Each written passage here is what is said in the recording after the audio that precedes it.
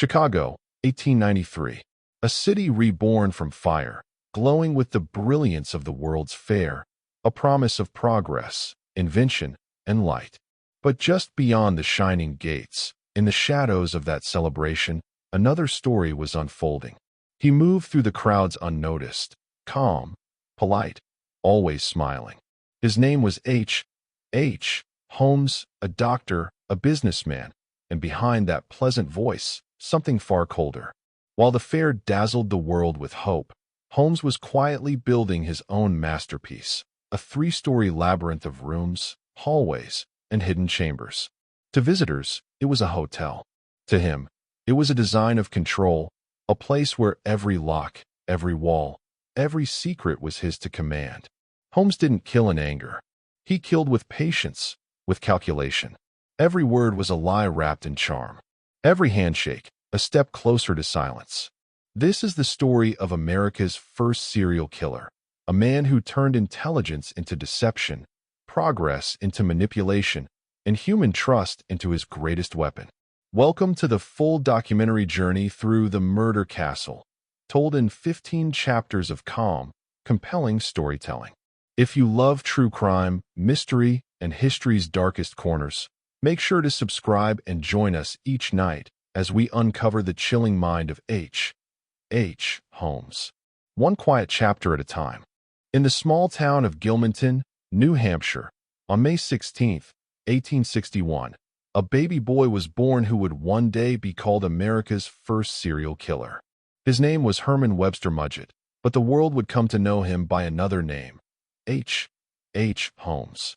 At first glance, Holmes's childhood seemed ordinary. He was the son of hard-working parents, raised in a quiet rural town. His father was a strict Methodist, a man who believed in discipline and obedience. His mother, deeply religious, filled the home with prayer and moral lessons. From the outside, it was a typical 19th century upbringing, quiet, structured, and deeply traditional. But within young Herman, something unusual was growing. He was bright, remarkably bright, and that intelligence often clashed with the expectations of a simple life. He preferred books over games, curiosity over rules. He asked questions no one in his small town wanted to answer, questions about life, about the body, and, most unsettling of all, about death. There's a story told about Holmes's childhood, whether true or not. It captures the essence of what he would become. As a boy, he was terrified of the town doctor's office. His classmates once dragged him inside and forced him to stand beside a skeleton used for lessons. The prank was meant to scare him, but instead, it fascinated him. The bones, the stillness, the structure of life itself. It sparked something darkly curious in his mind. From that moment on, Herman wasn't afraid of death. He wanted to understand it. And in time, he wanted to control it.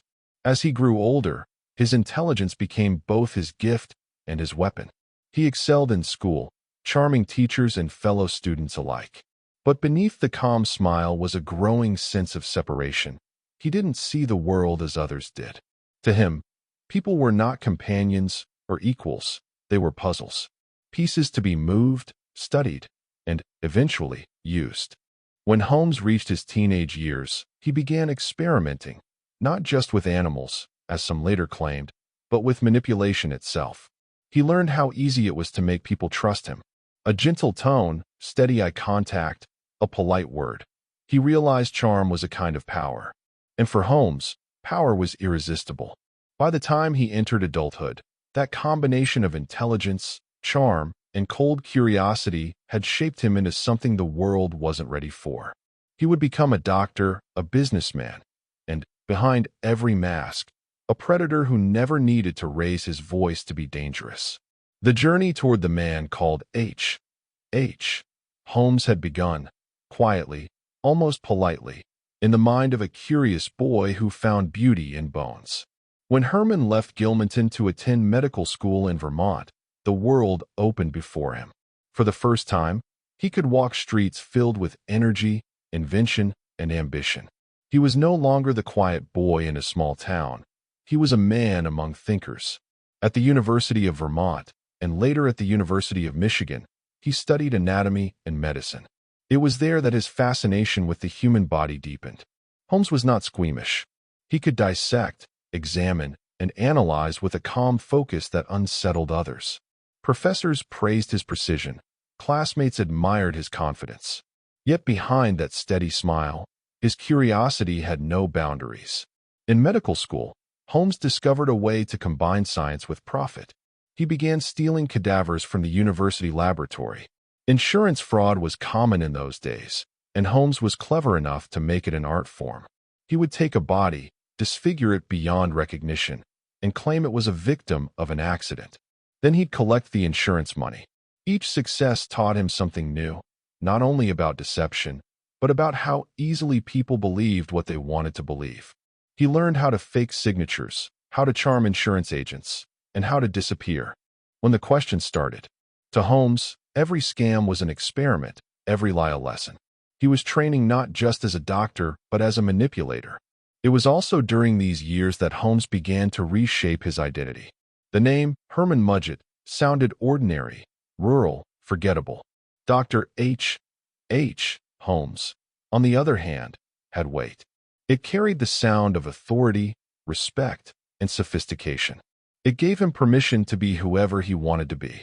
By the time he graduated, he had already become the man behind the mask. After leaving Michigan, Holmes drifted from town to town, Boston, Philadelphia, Chicago, each city another chance to start fresh. He took jobs in pharmacies, selling medicine with a smile and studying the habits of his customers. He married young, but his charm quickly turned cold. Lies came easier than love. His wife and child were left behind without explanation. He simply vanished, leaving no trace but false promises. By the late 1880s, Chicago was booming. Smoke from the factories mixed with the noise of construction, and new fortunes were being made every day. To an ambitious man like Holmes, it was the perfect hunting ground. A place where people came and went, where no one knew your past, and where opportunity, both honest and wicked, was everywhere. Holmes arrived in the city with a new name, a new story, and endless confidence. He found work in a local drugstore owned by an elderly widow. With gentle politeness, he offered to help her run the business, handling orders and customers. Soon, she trusted him completely. Then, quietly, she disappeared. Holmes told everyone she had moved away to visit family. He purchased the pharmacy soon after, using her own money. Across the street from that store was an empty lot.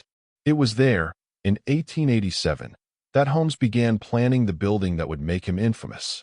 To the people of Englewood, it would be known as a hotel. To history, it would be called the Murder Castle. But to Holmes, it was simply the next step in his experiment, an experiment in control, deception, and death. The lot in Englewood, just outside Chicago's bustling center, looked ordinary. It was a flat patch of land surrounded by new shops and growing families. But to Holmes, it was the perfect canvas. He spoke softly and confidently to everyone who worked with him. To the bricklayers, he was a businessman building a hotel. To the carpenters, a doctor planning rooms for his patients. To the neighbors, a polite young man investing in the future of their town. Construction began in 1887. Holmes hired and fired workers often. No one stayed long enough to understand the full layout of the building. He ordered staircases that stopped at blank walls, doors that opened onto brick, and rooms without windows. When anyone questioned the design, Holmes smiled and said it was for privacy or storage or safety. His calm explanations always worked. Inside, the building grew into a confusing maze, secret hallways, narrow chutes, and sealed chambers hidden behind wallpaper. Gas pipes ran through the walls, controlled from his office upstairs. There were soundproof rooms and a large basement with tables, vats of acid, and furnaces for experiments. To the outside world, it was just another business rising in a city full of ambition. Holmes never rushed his creation. Every wall, every lock, every detail was planned. He enjoyed the process, the slow building of something only he fully understood. This was his masterpiece, part hotel, part trap, part laboratory. It gave him power over every person who entered it. While the castle took shape, Holmes's public image only grew brighter. He wore fine suits, spoke with charm, and treated his customers with courtesy. Women found him gracious and educated. Men found him respectable. In a city obsessed with progress, he embodied success. Few could have imagined that behind his kind expression was a mind quietly studying how to control life and death. By the time the World's Fair was announced, Holmes's castle was nearly complete. The fair promised millions of visitors from around the world. People needed rooms to stay, food to eat, and doctors they could trust. Holmes saw not an opportunity for business, but for something darker. At night, as the city slept under the hum of factory lights, Holmes would walk the empty hallways of his hotel. He would pause to admire the hidden doors, the gas lines, the polished locks. Every step he took echoed like a whisper of control. To him, it wasn't a place of horror, it was perfection, a structure that obeyed his every command. Soon, guests would come to stay. Some would leave the same way they arrived. Others would not. But for Holmes, each new arrival meant another chance to test how far his charm, his lies, and his castle could reach. As Chicago prepared to celebrate the future, Dr. H. Holmes prepared to hide the darkest secrets of the century behind his own front door.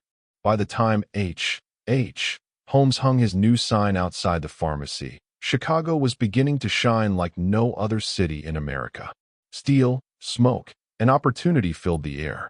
It was the 1880s, a time when anything seemed possible.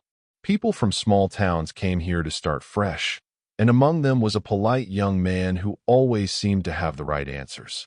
He called himself Dr. Henry Howard Holmes.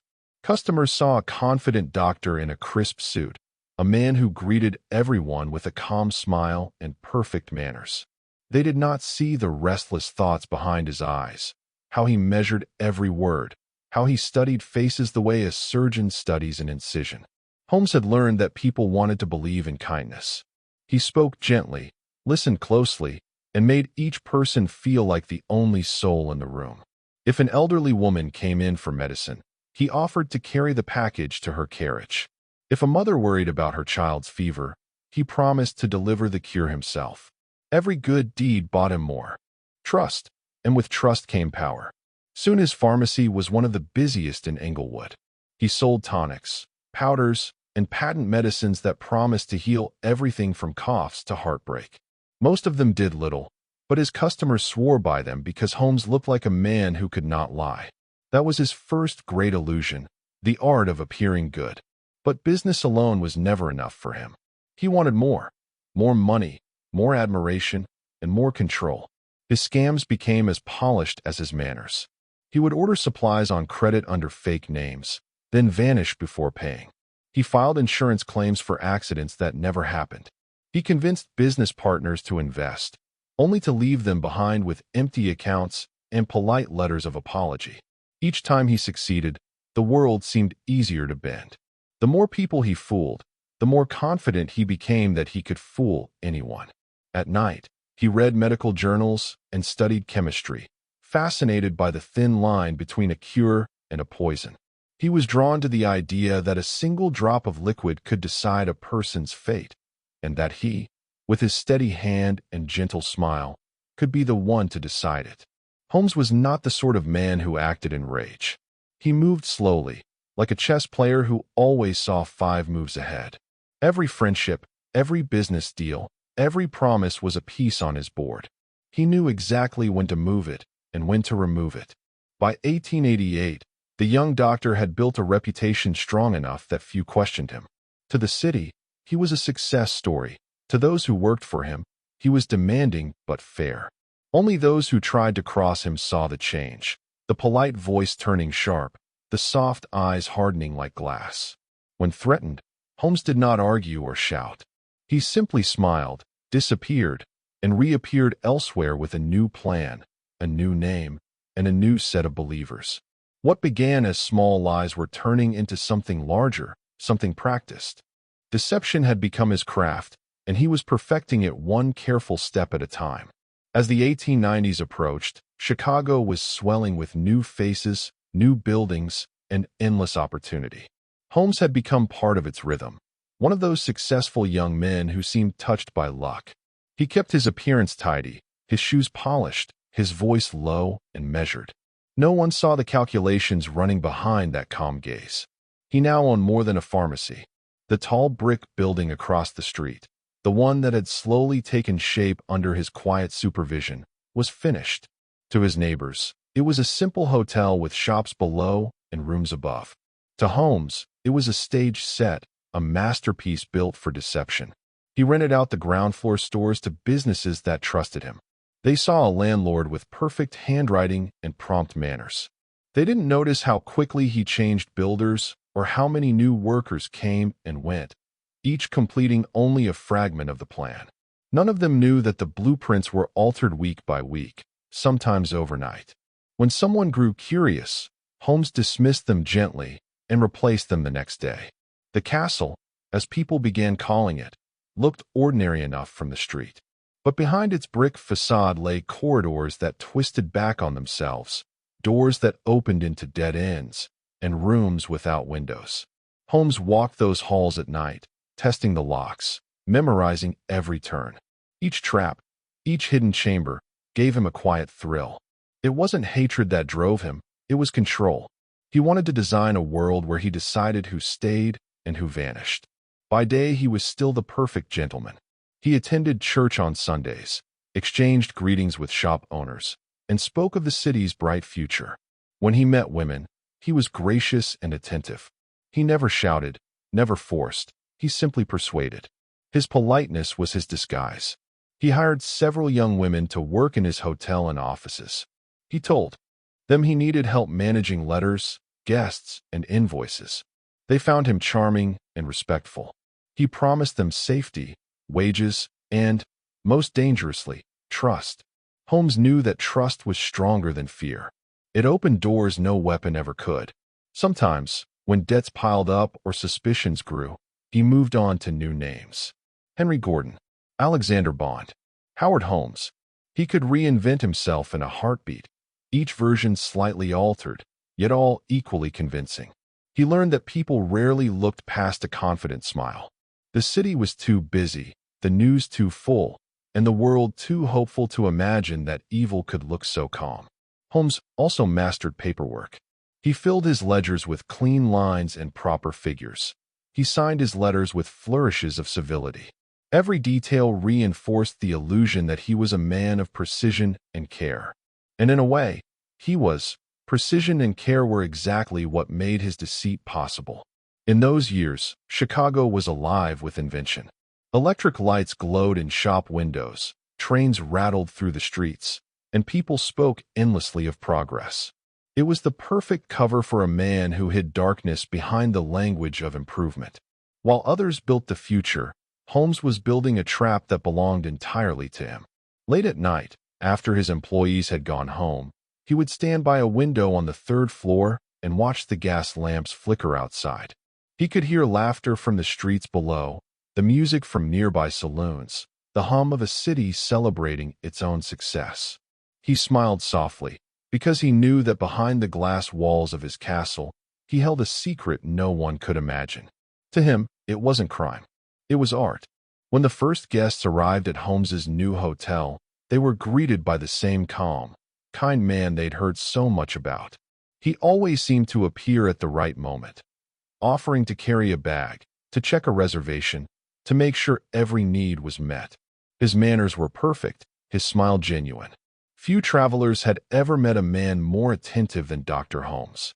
The hotel had opened quietly, advertised as a safe and respectable place for visitors coming to Chicago for work or for the great World's Fair that was soon to arrive. Families came to stay for a night or two. Traveling salesmen stopped in between train rides. Young women who had left their small towns for the promise of city life sometimes rented rooms for weeks at a time. To them, Holmes was a gentleman, a man of learning, stability, and trust. He took particular interest in these women, offering jobs as clerks or assistants, giving them small rooms upstairs. He spoke to them softly, never raising his voice, never showing anger. It was his calm that made people feel safe around him, and that calm was his greatest weapon. The walls of the building muffled most sounds. A door might close, a floorboard creak, A faint smell drifted down from the upper floors, but in a busy city, no one thought much of it. Workers came and went, deliveries arrived at odd hours, and Holmes's explanations always sounded reasonable. He had a story ready for every question, and each one was delivered in that same steady tone, smooth as silk. For a time, nothing seemed amiss. Holmes's businesses expanded. He sold bicycles, advertised medicines, and invested in property. He even courted new women, promising marriages that never came to pass. When one fiancée pressed him for a wedding date, he smiled and promised soon. She vanished not long after. To others, he said she had gone to visit relatives, or that she had grown ill and needed rest. His words were always gentle, his expression sincere, and so the lies went unchallenged. Behind the hotel, in the basement, the real purpose of his castle began to take shape. He installed tables for experiments, furnaces for medical waste, and pits where things could be hidden. The staff rarely went down there, and those who did said nothing afterward. Some left without warning, their pay uncollected. Holmes simply replaced them with new faces and carried on as if nothing had changed. What made Holmes truly frightening was not just what he built, but how easily he lived within it. By day he laughed with his guests. By night, he studied blueprints, tested locks, and refined his systems. To him, each improvement was progress, a perfecting of his craft. He kept notes, adjusted angles, and timed how long it took for sound to travel between rooms. It was all so methodical, so calm, that it hardly looked like madness at all. Outside, Chicago was bursting with excitement. The World's Fair would soon open, bringing thousands of new visitors from every corner of the country. Holmes knew exactly what that meant. New faces, new stories, and people who would not be missed for weeks. The city was growing faster than anyone could track, and within that chaos, his castle stood ready. He often looked at his reflection in the mirror and smiled.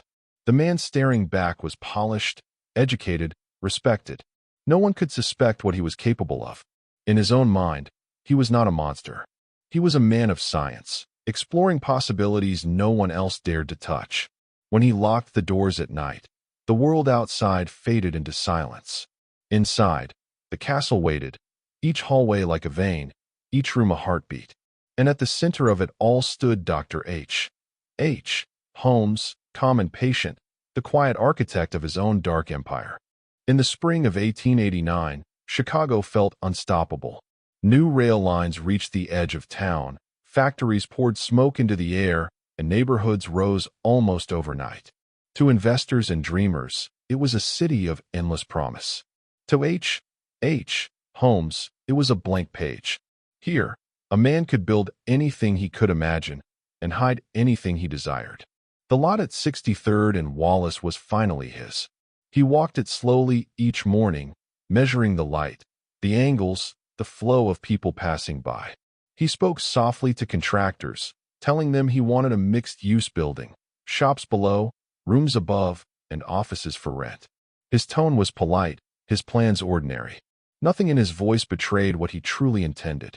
Holmes began with brick and mortar, but what he built was more than a structure. It was a labyrinth shaped by his mind. He ordered stairways that ended at ceilings, rooms with no windows, and air shafts that connected nowhere. Each worker saw only part of the design, never the whole. He rotated crews constantly, paying in cash, firing without reason. No one stayed long enough to notice the strangeness growing around them. To visitors, the project looked impressive, a grand corner building with clean lines and fine detail. The neighbors were pleased. Englewood was becoming respectable, and Dr. Holmes, with his quiet manners and punctual payments, seemed a pillar of progress. When he explained that the upper floors would house guests visiting the upcoming World's Fair, people admired his ambition. A local success story, they called him. Inside, however, the design obeyed a different logic. Holmes drew his own blueprints late at night, by lamplight, adjusting dimensions with a steady hand. He knew exactly where every secret door would go, every chute, every lock that could be turned from only one side. Some rooms were fitted with pipes running behind the walls. Others had vents hidden near the floors. Each feature served a purpose known only to him. He supervised every delivery himself. When workers brought heavy safes, gas fixtures, or iron doors, Holmes greeted them warmly and signed the papers with flawless penmanship. Later, he often claimed the wrong size had been delivered and demanded replacements.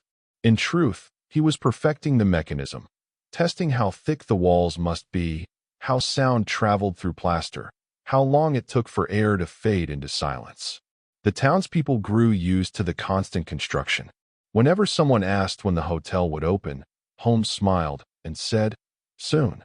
That single word satisfied everyone. No one pressed further, because Holmes's calm voice made questions feel unnecessary. By the winter of 1891, the building stood complete, 3 stories high, handsome from the street, and utterly ordinary in daylight. But at night, under the flicker of gaslight, it looked different, its windows dark and uneven, its corridors hidden in shadow. Holmes would walk the halls slowly, fingertips gliding along the wallpaper, listening to the hollow echo of his own steps. Each room answered him like a secret kept. To the city, he was a doctor preparing for success.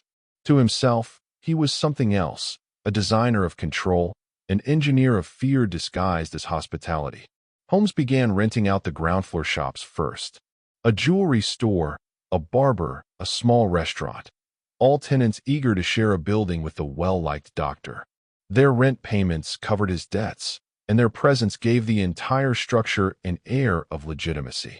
From the sidewalk, the castle looked busy, productive, normal. He told anyone who asked that the upper floors were being fitted for hotel guests who would soon flood Chicago for the Grand World's Fair. The fair was only a couple of years away, and the city was already preparing. The thought of steady tourists soothed his lenders and convinced new investors to step forward. Holmes accepted their money with a polite nod, his voice never rising above a whisper. Inside, the work continued. He added new walls where none were needed, sealed doorways, and rerouted hallways. Some rooms were fitted with gas jets that could be turned off and on from hidden controls in his office. Others contained chutes that dropped straight to the cellar. The basement was expanded quietly. Holmes said it was for storage and repairs, and the men doing the work never thought to question him. Each addition made the building more confusing, more private, more his. When a carpenter or mason finished his task, Holmes thanked him warmly and let him go.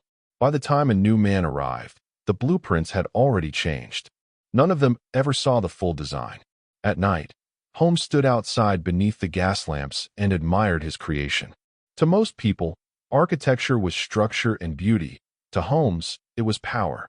He had built a place where every turn, every lock, every breath depended on him. He enjoyed watching people trust him. Neighbors greeted him as he passed, smiling at the sight of a young professional making something of himself. He always tipped his hat, always smiled back. No one noticed the distance in his eyes, the careful stillness of his movements. The more the city grew, the easier his deception became. Chicago was loud, restless, and anonymous. New faces appeared every week, drawn by the promise of work or the dream of the fair. People came, people left, and in that endless motion, absence was invisible. Holmes hired clerks, secretaries, and assistants to manage the hotel's business side. All were young, respectable women who felt lucky to have found employment in a modern establishment. They typed his letters, balanced his ledgers, and trusted him completely. He was never improper, never harsh. He was a gentleman, and that made him untouchable. Occasionally, a tenant complained about strange drafts or muffled sounds from upstairs. Holmes explained it away with an easy laugh. The building was large, still settling. Holmes greeted them with warmth. He spoke gently, always calling them Miss or Sir, offering a drink, a story, a smile. He moved through the building like a ghost of perfect manners.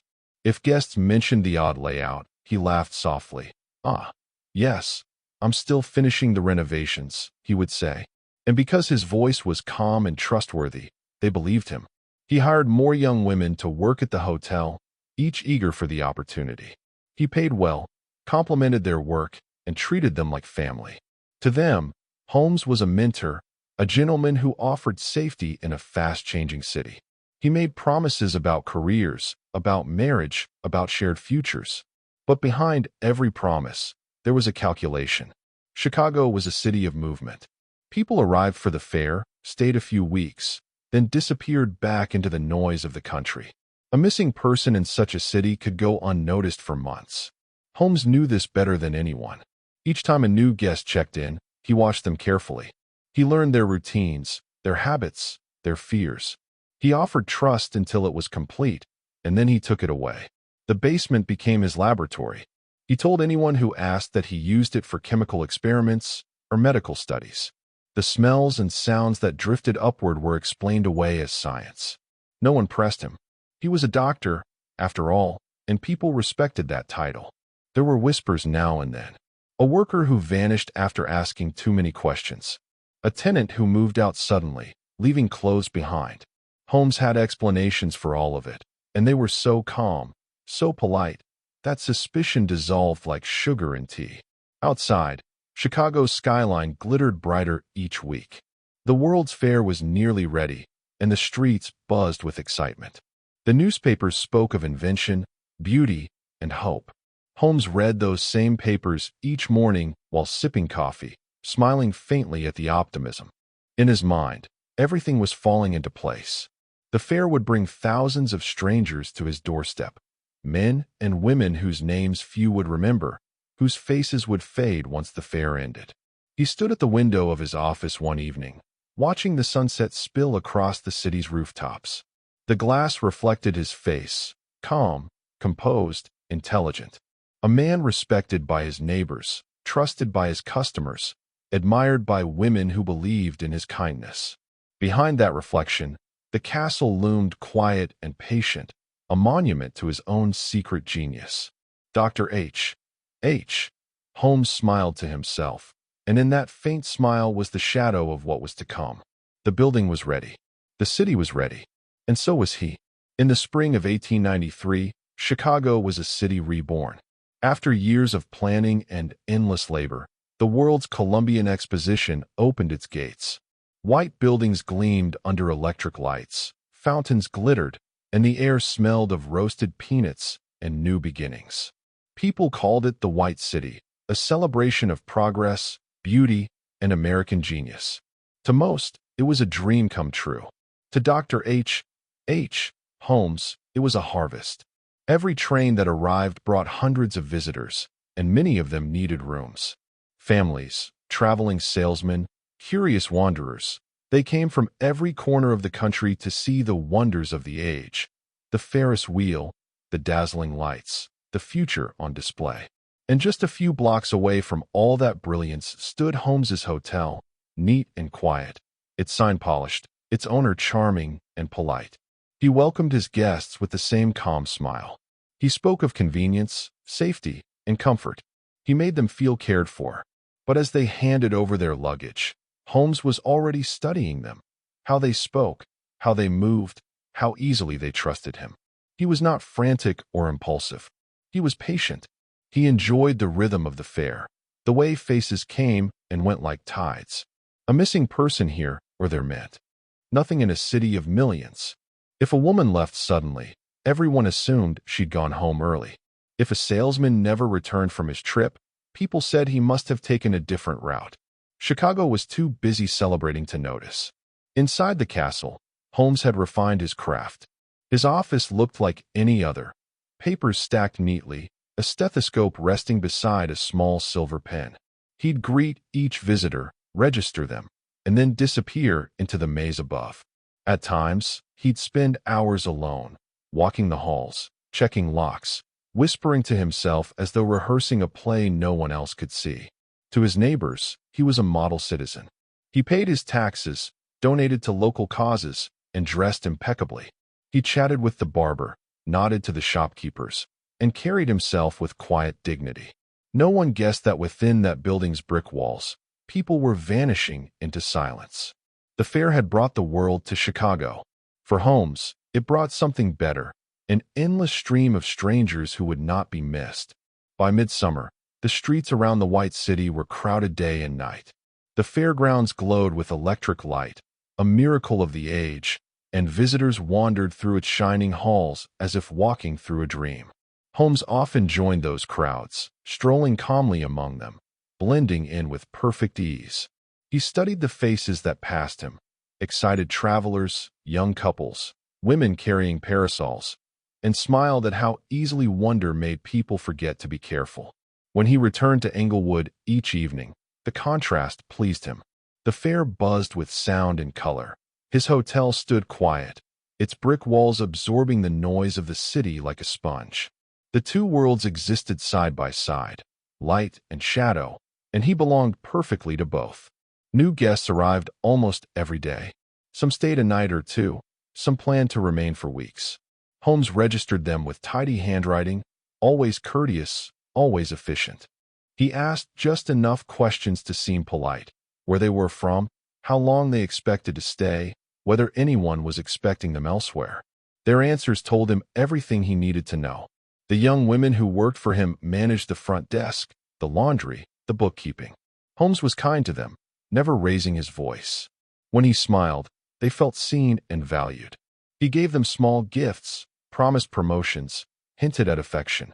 He had a gift for mirroring what people longed for: respect, attention, romance. And once he had their trust, they never imagined he could harm them. Holmes kept the business running like clockwork. Rent from the storefronts downstairs paid the bills, and income from the hotel rooms kept suspicion at bay. He entertained visiting salesmen in the evenings, offering drinks and talk of opportunity.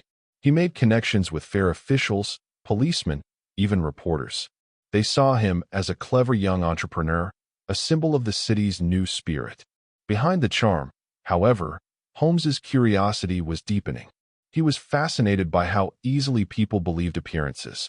He could look directly into someone's eyes, lie with perfect calm, and watch the truth disappear. It gave him a sense of control stronger than any drug. He no longer thought of himself as a criminal. He thought of himself as an observer of human weakness. Sometimes, late at night, he would step outside and look toward the bright glow of the fairgrounds. The Ferris wheel turned slowly against the dark sky, music drifting on the wind. He felt no jealousy, no fear, only satisfaction. The world was celebrating progress, and he, Dr. Holmes, was its quiet reflection, the darkness behind the light. As the fair reached its peak in late summer, the streets near Holmes's hotel were never empty. Carriages rattled past, vendors shouted, and music drifted from the pavilions down by the lake. People spoke of new inventions, of a future bright with promise. Holmes listened to their excitement with quiet amusement. He knew how quickly a dream could turn into a nightmare. Inside the castle, life moved according to his rhythm. The staff worked hard, but never for long. New faces replaced old ones without question. Sometimes a girl would leave suddenly, her trunk still in her room. Holmes explained that she had taken another position or gone to visit family. His calm voice ended the gossip before it began. The guests changed almost daily. Travelers came with laughter and left with silence. Receipts vanished, names were crossed out, records rewritten in Holmes's careful script. When a letter arrived for a former guest, he sent polite replies saying the person had moved on. In a city of millions, no one saw the pattern forming. The fair brought victims directly to his door, but it also brought cover. People disappeared in Chicago every day: runaways, thieves, men who drank too much, women who had come chasing opportunity and found hardship instead. To the police, a missing visitor was hardly a surprise. To Holmes, it was a convenience. He operated without hurry. Each encounter was planned, each moment rehearsed. He might dine with a guest one evening, discussing the marvels of the fair, then excuse himself with a smile and a promise to meet again in the morning. By sunrise, the guest was gone, and Holmes's calm routine continued. He cleaned his office, greeted the staff, and ordered fresh supplies. There was no sign of struggle, no sound of alarm. Only the quiet efficiency of a man who viewed life and death as pieces of the same design. Sometimes he would visit the fair after dark, watching fireworks burst above the shining white city. The reflection danced in his eyes, and he thought about how easily light erased shadow. The crowd cheered around him, unaware that the man standing among them was ending lives only a few blocks away. When he returned to his hotel, he moved through the hallways like a conductor returning to his orchestra. Each locked door, each silent room, each breath of gas behind the walls answered to his command. He was both doctor and architect, both scientist and illusionist. To him, it was never about hatred or revenge. It was about the calm satisfaction of perfect control. As autumn came and the fair began to fade, rumors drifted through Englewood, stories of travelers who hadn't returned home, of letters that went unanswered. But rumors were fragile things, and in a city that thrived on constant motion, they vanished as quickly as they appeared. Dr. H. Holmes, standing at his window, watched the lights of the fair flicker one last time before the season ended. Below him, his castle rested in perfect stillness, its secrets sealed behind brick and lock. The White City had celebrated progress. His castle had celebrated something else, the quiet triumph of deception. And though the fair was closing, his work was only beginning. By the winter of 1893, the glow of the World's Fair was fading.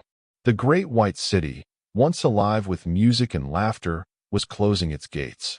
Chicago's streets, once bright and busy, were slowly returning to their usual rhythm of work and smoke. But just a few blocks away, in the quiet neighborhood of Englewood, the castle remained alive in its own way. At first glance, everything looked normal. The ground floor shops opened each morning. Clerks greeted customers, and Dr. Holmes went about his business with the same polite calm that had made him a favorite among his neighbors. Yet behind the polished doors, things were beginning to change. Holmes had always been careful. He wrote notes, signed receipts, and sent letters to families of guests who left unexpectedly. But the pattern of disappearances was slowly growing too large to ignore. A young woman who had worked in his office vanished after mentioning she planned to collect wages Holmes supposedly owed her. A male employee disappeared a week later, leaving behind a half-finished letter to his parents. Holmes explained it all away with his steady voice. She took another position, he told one tenant. He moved west, he told another. His tone never wavered, and because of that, people stopped asking. The truth was simpler and far darker. The castle, now quiet after the fair, had become his private world. No more tourists filled the halls. No more crowds passed his windows. It was still, empty, and completely his. He moved through its hallways at night with the ease of someone walking through memory. Each locked door, each secret room, answered only to him. Holmes's interest had shifted from profit to precision. He had proved he could deceive anyone. Now he wanted to see how long that deception could last. He tested the trust of those around him, drawing them closer, offering security and affection. When they believed in him completely, he removed them from the story as quietly as a word erased from a page. To those few who visited him regularly, business partners, suppliers, acquaintances, Holmes seemed distracted but courteous. He spoke about new plans, more hotels, bigger ventures. He smiled easily. Only once in a while did something cold slip through, a faint stillness in his eyes, a pause too long before he answered a question. But no one thought much of it. Holmes had always been a quiet man. Down in the basement, work continued. He ordered new chemicals, new equipment, explaining to suppliers that he was studying medical formulas. In truth, he was preparing a system of disposal that left no trace. His scientific curiosity had become obsession. How efficiently, how perfectly, could a human life be made to disappear? He kept a ledger, written in neat, careful script, marking expenses and deliveries. There were no names in that book, only numbers and notes that looked like measurements. The handwriting was steady, almost beautiful. To him, it wasn't a record of death. It was an experiment in order. When he walked through the streets outside, he appeared as polished as ever. The neighbors greeted him, and he greeted them back. No one knew that the faint smell drifting from his basement wasn't the result of medicine, but of something far more permanent. The first person to notice something unusual was Mrs. Lawrence, the woman who ran a small shop below Holmes's offices. She'd grown used to his quiet comings and goings, but after the fair ended, she realized how often she heard nothing at all. No footsteps upstairs.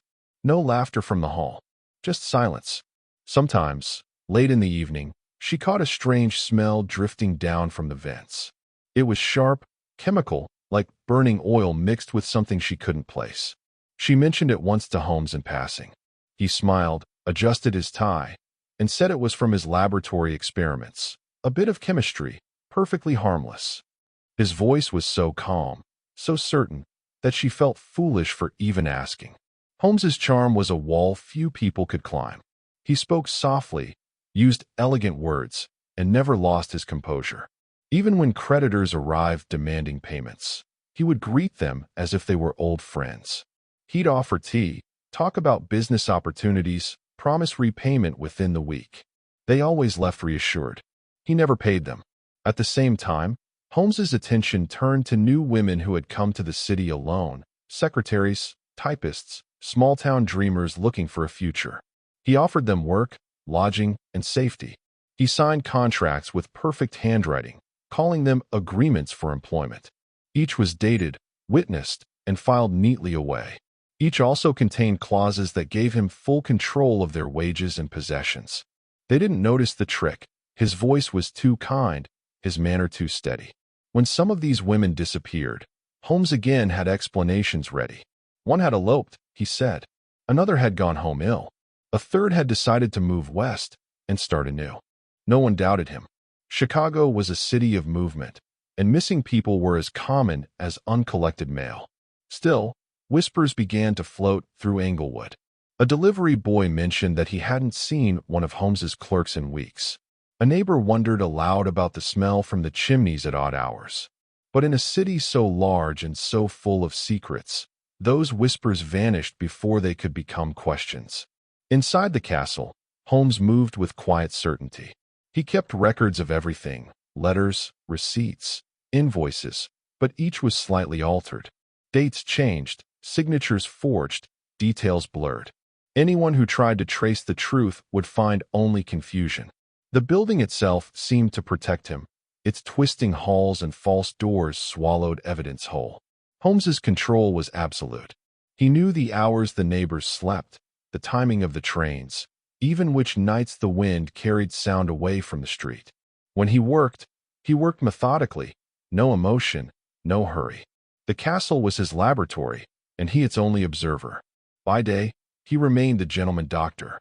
He tipped his hat to passers-by, bought sweets for neighborhood children, and spoke of expanding his business. His calm, measured tone was so convincing that even the people who disliked him found it hard to imagine him dangerous. But the truth was slowly circling closer. Holmes's debts were growing, and a trail of unfinished deals followed him like faint footprints in the snow. He was clever, but even clever men cannot stay invisible forever. Somewhere beyond his calm smile, the first crack had begun to form. As winter deepened, the castle grew quieter still. The hum of life in its halls was gone. The clerks who once typed at their desks, the maids who dusted the stair rails, the guests who came with bright voices, all replaced by a stillness that seemed to breathe with Holmes himself. He had perfected a life of control. Each bill, each conversation, each trace of his victims was folded neatly into the maze of paperwork he kept. To anyone who might glance through his ledgers, the numbers balanced perfectly. He was a man of detail, of order. But beneath those clean lines, the truth pulsed in silence. Occasionally, someone came looking. A brother searching for a sister who had written home from Englewood weeks earlier. A salesman wondering why his partner hadn't returned. A clerk sent by a creditor hoping to find Holmes and collect a long overdue payment. Each time, Holmes greeted them with the same measured kindness. "Oh yes," he would say. "She stayed here, a lovely guest. Left for Denver, I believe." Or, "He settled his account and moved on to St. Louis. Ambitious fellow." His words fit the rhythm of everyday life. There was nothing to question. The visitors always left convinced, their doubts soothed by his voice. The pattern continued. Holmes, precise and untouchable, drifted through the weeks like a shadow that cast no reflection. But shadows cannot last forever. The fair had ended, and Chicago's mood was changing. Money was tight, rumors were louder, and police attention was turning toward fraud and unpaid debts. Holmes's endless juggling of names and promises was beginning to fail. Creditors demanded more than charm. A few began to follow him, tracing his aliases through the web of false companies he'd created. Holmes sensed the shift immediately. He started to distance himself from Englewood, spending more time traveling under new names. The castle remained under his ownership, but he let the building fade into quiet neglect. Windows stayed dark, letters piled up unopened. To those who lived nearby, it looked as though the doctor had simply moved on to greater ventures. In truth, he was preparing to vanish, just as efficiently as those who had trusted him before. When he walked away from the castle for the last time that winter, snow was falling over Chicago. He paused at the corner, gloved hands tucked neatly behind his back, and looked once more at the building that had obeyed him so perfectly. The street was empty, the lamps flickered, and the white snow softened the outlines of his dark creation. He smiled faintly. To the world, it was only a hotel. To him, it was a monument to mastery, a place where every secret had been kept exactly as he wished. Then he turned, and with the same calm he had shown his entire life, he walked away into the cold. The city around him was changing, but Holmes remained what he had always been, a man of manners, a doctor of deception, and the architect of disappearances. When Holmes returned to Chicago in the spring of 1894, the snow had melted, leaving the city raw and gray. The White City was gone now, dismantled and silent, its bright buildings stripped to bare foundations. For a moment the air itself felt emptied of wonder. The perfect time, Holmes thought, to begin again. He reopened the hotel quietly. Advertisements appeared in the local papers. Comfortable rooms, reasonable rates, run by a physician. He hired new clerks, new maids, new tenants for the storefronts below. The castle looked busy again, though most nights its upper floors remained dark. No one could have guessed that the man who greeted them at the door carried a ledger of names already erased from memory. He was polite, punctual, unfailingly calm. His bow tie always straight, his hands always clean. Even his handwriting, precise, slanted, elegant, seemed to belong to someone incapable of violence. Holmes moved through the building like a conductor through his orchestra.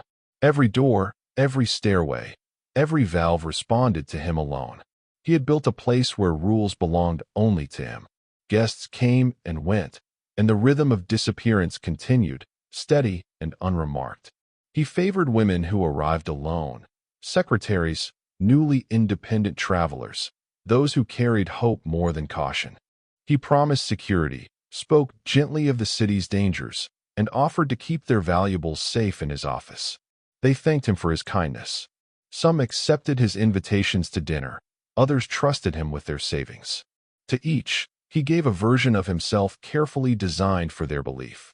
Holmes rarely showed cruelty. There was no shouting, no frenzy.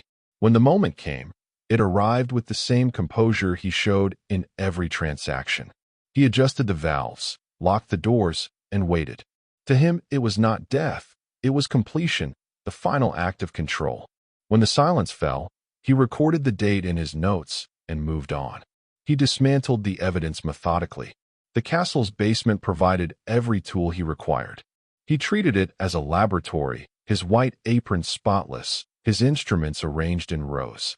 What others would have called horror, he called precision. When he finished, there was nothing left that could speak against him. Outside, the city carried on. Children played in the alleys, carriages passed along Wallace Street, and the smell of bread from a nearby bakery drifted through the air. The contrast pleased him. He liked that the world remained cheerful while his own remained hidden. It proved that deception, done well, could become invisible. In his diary, he wrote of efficiency, testing, and finality. Never names, never guilt, just the language of a man refining a craft. He believed himself a scientist of human nature, studying obedience and trust. His tone was almost proud, as if he had found meaning in the careful removal of truth. And through it all, his voice never changed. To neighbors, he was still the calm doctor. To creditors, still a man of business. To his victims, the last face they saw was gentle, composed, and smiling. Holmes's methods were not born from rage. They were born from structure, from the mind of someone who loved design more than life. Everything he did inside the castle was carefully arranged, and that precision was what made his crimes so difficult to trace. He moved with the calm of a doctor performing routine surgery. Every object in his reach had a purpose. The bottles on the shelves contained acids and solvents. The drawers held knives of different lengths, each polished and placed exactly where it belonged. He never hurried, never stumbled. To Holmes, order itself was a kind of music. After each disappearance, he would visit the bank, cash a check, write a letter to a relative, or settle a small debt, just enough to keep appearances alive. He made certain that life outside the castle looked untouched. The postman still delivered mail, the lights still flickered at dusk, and Holmes still greeted the grocer every morning with a pleasant nod. Inside, however, his world grew quieter. He had learned to prefer solitude. The fewer witnesses, the cleaner his work. He began to trust only himself, convinced that his intelligence made him untouchable. He rented fewer rooms, dismissed most of his staff, and handled every detail personally. The building became an extension of his body, its walls his skin, its rooms his pulse. From time to time, an acquaintance would visit, an old business partner, a woman he'd promised marriage, a man he owed money. They were welcomed warmly. Holmes offered coffee, conversation, reassurances. Then, like a magician performing his final act, he made them vanish. For months, nothing interrupted the calm rhythm of his routine. The city was large, the news moved slowly, and police work was limited by distance and confusion. When relatives of the missing wrote letters asking for information, Holmes responded with delicate sympathy. He invented stories of jobs in other towns, of sudden travels, of illnesses cured by change of air. His penmanship was perfect, his tone so gentle that grief itself seemed to hesitate. Yet beneath that surface, a shadow was beginning to stir. Holmes's finances were collapsing under the weight of his endless frauds. Creditors pressed harder, and partners began to suspect he was lying. He deflected their concerns with the same soft charm, but cracks had begun to appear in the mask he had worn for years. The very traits that had protected him, his composure, his intellect, his belief in control, were turning against him. He began making small mistakes. A forged signature written in the wrong hand, a promise forgotten, a debt left unpaid. The neat world he had built was starting to fray at the edges. Still, he refused to panic. When others might have fled, Holmes adapted. He created new identities, shifted money between accounts, and spoke of grand business ventures to anyone who would listen. He treated suspicion as an inconvenience, not a threat. To him, the idea of failure was unthinkable. He walked the dark halls of the castle one final time that spring, checking every door, every lock, every hidden space. It was not guilt that moved him, but pride. He admired the design that had served him so well. In his mind, it was a perfect creation, even if the world would never understand it. He closed the last door quietly, turned the key, and pocketed it as though sealing away a chapter of his life. When he stepped into the street, the city smelled of rain and smoke. To anyone watching, he was simply a well-dressed man heading off to new business. No one saw the invisible thread of vanishings that trailed behind him. By the summer of 1894, the castle stood silent again. Its windows were closed, its halls empty. The building, once a hive of business and invention, was now a hollow shell of secrets. Neighbors noticed that Holmes was rarely there anymore. They assumed his success had carried him elsewhere, to bigger dreams, perhaps to new ventures in another city. They were right, in a way. Holmes was moving on, but not to something better, only to something larger. He left Chicago with pockets full of false contracts and promises of investments that didn't exist. He was a man used to living behind masks, and the world was full of new ones to wear. He called himself by different names: Henry Gordon, Alexander Bond, Howard Holmes, and with each, he built a new illusion. He traveled from city to city, charming investors, collecting money, disappearing before anyone realized the trick. But the past has a way of waiting. In Chicago, Small questions had begun to surface. Parents of missing daughters wrote to the police. Businessmen who'd lent Holmes money compared notes and found the same pattern. A few detectives quietly visited Englewood, walking through the still corridors of the hotel. They found nothing unusual, just locked doors, dust, and the smell of old gas in the air. Holmes had built his castle to hide the truth, and even abandoned, it obeyed him. Far away, Holmes began new scams. He sold imaginary inventions, forged insurance policies, and plotted to fake his own death for profit. Yet for all his cleverness, the web was tightening. His lies were crossing states, and law enforcement was learning to communicate faster. Telegraphs carried rumors of a smooth-talking doctor who left unpaid bills and missing partners in his wake. Step by step, the invisible trail was beginning to glow. Holmes didn't see it. He believed, as always, that calm and intelligence could outwit everything. He wrote letters to his old contacts, charming them with news of his new success. He made friends wherever he went, men who admired his mind, women who trusted his smile. He never raised his voice, never showed fear. Even as suspicion spread, his confidence remained absolute. Back in Chicago, the castle waited like a stage without its actor. The rooms stood untouched, the hidden doors sealed. The neighbors passed by without glancing up. Only later would they remember. For now, the castle slept, and the man who had built it walked calmly into the next city, the next con, the next illusion. The world still believed in progress, in honesty, in light. And beneath that light, Holmes moved unseen, the master of control, the quiet architect of vanishing lives. When Holmes left Chicago behind, he carried nothing of guilt with him. He carried ledgers, letters, forged contracts, and his unshakable calm. To him, the city had served its purpose.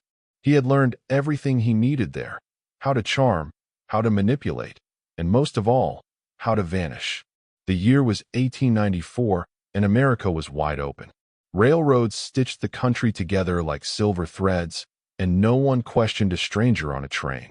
Holmes moved easily from city to city, St. Louis, Fort Worth, Denver, Philadelphia, always under a new name, always with a new story. In one town, he was Henry Gordon, an inventor seeking investors for a revolutionary machine. In another, he was Dr. Howard Holmes, a medical entrepreneur promoting miracle cures. To the people he met, he was articulate, polite, and endlessly convincing. His eyes were calm, his words carefully measured, and his letters written with flawless grace. He no longer needed the murder castle. His new weapon was his personality. Every con began the same way. A polite introduction, a firm handshake, and an offer that sounded too good to refuse. Holmes knew how to read people's weaknesses, greed, pride, loneliness. He offered each exactly what they wanted. He spoke softly of profits and partnerships, always with just enough hesitation to make the listener feel trusted. Then, as always, he disappeared. He left behind debts, broken promises, and faint trails of confusion. No one could quite explain what had gone wrong, only that they'd met a man too clever to suspect. Some still defended him even after losing everything. He seemed so honest, they'd say, so kind. By mid-1894, Holmes's cons had grown more ambitious. He bought land in Fort Worth using fake names and borrowed money, planning to build another hotel, another castle. He even drew new blueprints, almost identical to his Chicago design. But this time, the local authorities were less trusting. When he couldn't pay his suppliers, questions followed. He smiled, apologized, and fled before the law could catch up. Holmes had mastered the art of leaving just enough behind to make pursuit difficult. A change of name, a missing document, a forged address. He was a ghost in a world still learning how to chase one. Yet no matter how far he ran, money was always short.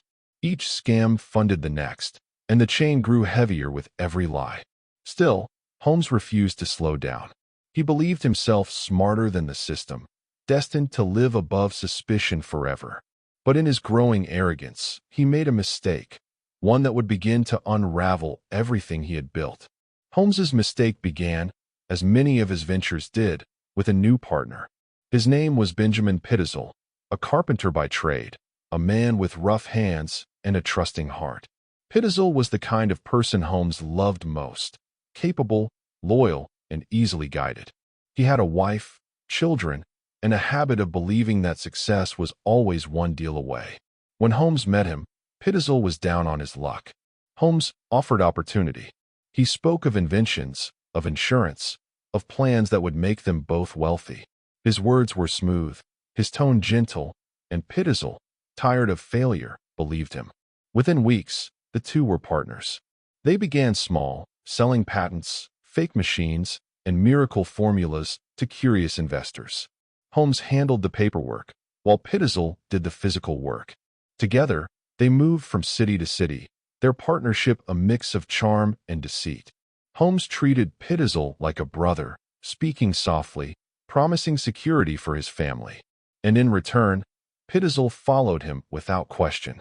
But Holmes's mind was already shaping a darker plan. He saw in Pitezel not just a partner, but an opportunity. Around this time, Holmes devised a new scheme, one grander than any before. He proposed that he and Pitezel take out a large life insurance policy, fake Pitezel's death, and split the payout.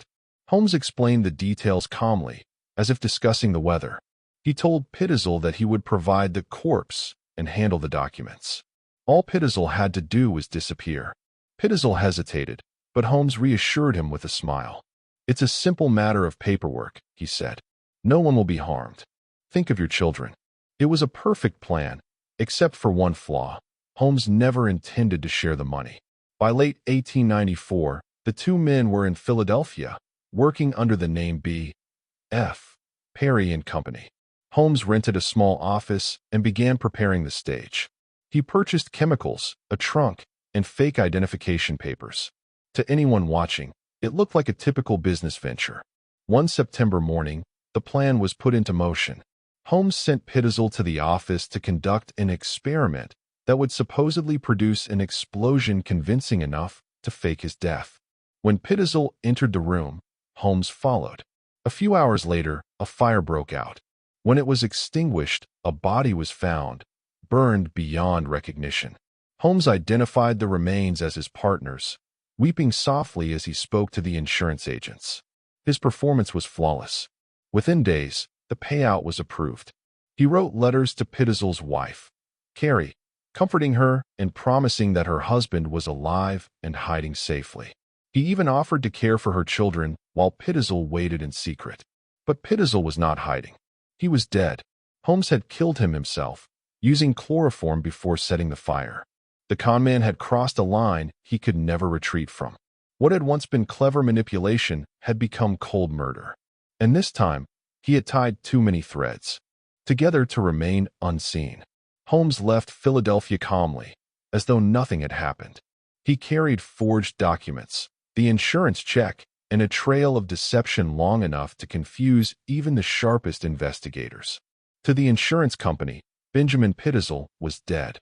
To Pitezel's grieving family, he was alive and waiting for them to join him. Only Holmes knew the truth. He visited Carrie Pitezel often, speaking in his usual gentle tone. He told her husband was hiding to avoid suspicion until the payout was safe. He comforted her with false letters supposedly written by Pitezel, penned in Holmes's own careful hand. He promised that soon they would all be reunited. Carrie trusted him completely. She had known Holmes for years and believed him to be a man of refinement and decency. When he offered to take her 3 older children, Alice, Nellie, and Howard, to meet their father in secret, she hesitated only briefly. Holmes's voice was calm, persuasive. "It will be safer this way," he said softly. "We must protect Ben's plan." The children went with him. They never came back. For the next few weeks, Holmes led a strange double journey. He traveled across several states, Cincinnati, Indianapolis, Detroit, moving from one boarding house to another. He kept Carrie and her infant nearby, but separately, feeding her lies about her children's location. To others, he introduced the children under false names, claiming they were his own. His tone remained warm, his manners perfect. No one questioned a man who spoke so kindly to the children in public. They trusted him, just as everyone else had. But beneath that surface, Holmes was unraveling. His debts had grown, his forgeries were multiplying, and insurance companies were beginning to investigate. He could feel the circle closing, yet his confidence never broke. He believed that calm could hide anything. When detectives finally began tracing the fraud, they found contradictions everywhere: false addresses, aliases, conflicting letters. Holmes seemed to exist in 10 places at once. But small clues began to connect. Telegraphs crossed states. Witnesses described the same polite man with dark eyes and careful speech. Each thread pointed toward the same conclusion: the charming doctor was not who he claimed to be. By November 1894, Holmes was in Boston, preparing another scam, when the law finally caught up. Detective Frank Geyer, tracking the case of the missing Pittsell children, had followed his trail across states. Meanwhile, an insurance investigator had matched Holmes's handwriting to a series of forged documents. When police surrounded him at a boarding house, Holmes did not resist. He greeted them with a calm smile and offered them tea. Even in handcuffs, his tone was measured, his movements slow. "Gentlemen," he said, "I assume there's been some misunderstanding." But the misunderstanding was over. The man who had built a castle of lies, who had lived behind endless masks, was finally cornered. As he sat in his cell that night, Holmes remained perfectly composed. He straightened his collar, wrote letters to his lawyers, and spoke to guards with the same courtesy he had shown his victims. To them, he looked like a scholar, a gentleman, a man wrongly accused. Only his eyes betrayed him, calm, but empty, as if the person inside had already moved on to another identity, another plan. The game was ending, but in Holmes's mind, it wasn't over. It was simply changing shape. In the autumn of 1894, the calm confidence of Dr. H. Holmes finally met something he could not charm: evidence. For years, his soft voice and polished manners had smoothed every suspicion. But now, letters were crossing states, names were being compared, and men with notebooks and telegraphs were quietly piecing together the story. Holmes sat in a Philadelphia jail on charges of insurance fraud. He spent his days writing letters in perfect penmanship, assuring anyone who would listen that it was all a misunderstanding. He smiled at the guards, quoted scripture to visiting reporters, and spoke about morality with the patience of a teacher. To anyone who met him for the first time, he seemed incapable of deceit. But beyond those stone walls, the web was tightening. Detective Frank Geyer of Philadelphia's police department was a quiet man known for persistence. He had been assigned to find the missing Pittsell children, the 3 young faces last seen in the company of Holmes. Geyer began with letters Carrie Pittsell had received. The handwriting matched Holmes's, and the words led in circles. "They are safe, Mrs. Pittsell. You will be reunited soon." Geyer read the sentences slowly and decided that whoever wrote them was lying. The detective's search began in Cincinnati, following the faintest traces: a hotel register here, a witness there. Each person remembered something small: a man with careful speech, traveling with 2 girls, a boy with a curious look, a gentleman who paid in cash and moved often. The descriptions were always the same. As Geyer traveled westward by train, he felt the invisible presence of Holmes ahead of him, like a ghost he could almost see. Each town revealed another piece of the puzzle. In one boarding house, the landlady recalled how kind the doctor had been, how polite the children were, how suddenly they had left. But the dates didn't match the story Holmes had told. The lies were beginning to split apart. Back in Philadelphia, insurance investigators uncovered more inconsistencies. The supposed death of Benjamin Pittsell no longer seemed accidental. Holmes's detailed letters to the insurance company now read like stage scripts, every phrase rehearsed, every signature too perfect. The adjusters began asking questions, and when Holmes couldn't explain certain details, his composure only drew deeper suspicion. Meanwhile, reporters were catching wind of the story. "A gentleman swindler," one headline called him. "The most polite fraud in America," said another. The public was fascinated by the idea of a criminal so well-spoken, so refined, that he seemed to exist outside the reach of ordinary justice. But Detective Geyer wasn't interested in headlines. He was interested in 3 children who had vanished into silence. Every stop, every signature, every name Holmes had used, Geyer traced patiently, one quiet step after another. The map of the United States was slowly filling with dots, each one a clue, each one leading closer to the truth. Detective Geyer's journey carried him through the beating heart of the country: Ohio, Indiana, Illinois, Missouri. At every station he stopped, the same ghostly trace appeared: a man who called himself Howard, traveling with 3 well-mannered children. The girls were quiet, polite. The boy was restless and curious. They stayed a few nights, always in rented rooms, always moving before dawn. Each time, Holmes signed the guest book with the same neat handwriting, the same confident flourish. He left no reason for suspicion. He paid promptly and smiled. To the landlords, he was simply a gentleman in transit. To Geyer, he was a shadow spreading across the map. Back in Philadelphia, the threads of Holmes's past life were coming undone. Former business partners appeared, each with a story of fraud, theft, or betrayal. Creditors realized they'd been conned. When investigators visited Chicago, they walked through the quiet shell of the old hotel. Inside, they found narrow chutes leading downward, rooms without windows, pipes running strangely through the walls. The structure itself seemed to speak of secrets. Word spread quickly, and soon, the name H. Holmes was no longer whispered with respect, but with unease. In Boston, where Holmes had been arrested, the newspapers now called him the modern Bluebeard. The calm doctor with the gentle eyes had become a national mystery. Every rumor seemed possible: that he had killed for money, for pleasure, for science. The truth, no one yet knew. Geyer's trail finally led him to Indianapolis. There, a shopkeeper remembered the man distinctly. He had purchased a small stove and several gallons of fuel. He said it was for his brother, a doctor working nearby.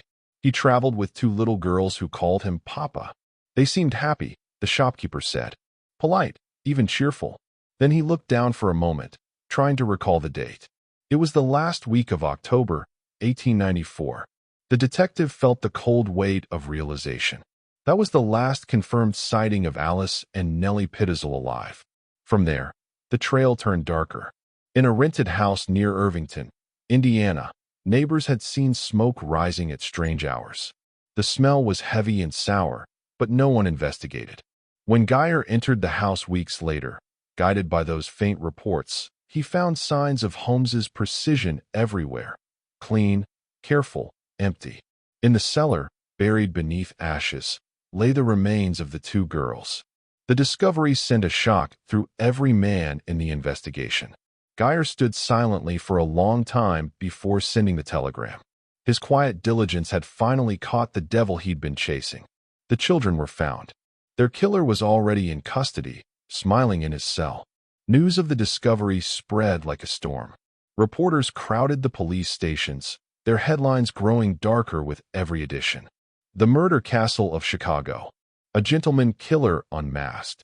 The polite doctor, once admired for his intellect, was now painted as a monster whose crimes stretched across the country. Yet even with the evidence mounting, Holmes did not change. When he read about himself in the newspapers, he smiled. "They exaggerate," he told a guard softly. "They always do." He wrote long letters to editors correcting small details of grammar, as though style mattered more than truth. To the end, he believed control was a matter of tone. Detective Geyer returned to Philadelphia with his report. The bodies of the 2 girls had been identified. The 3rd child, young Howard, was still missing, though the clues pointed to another rented house in Toronto.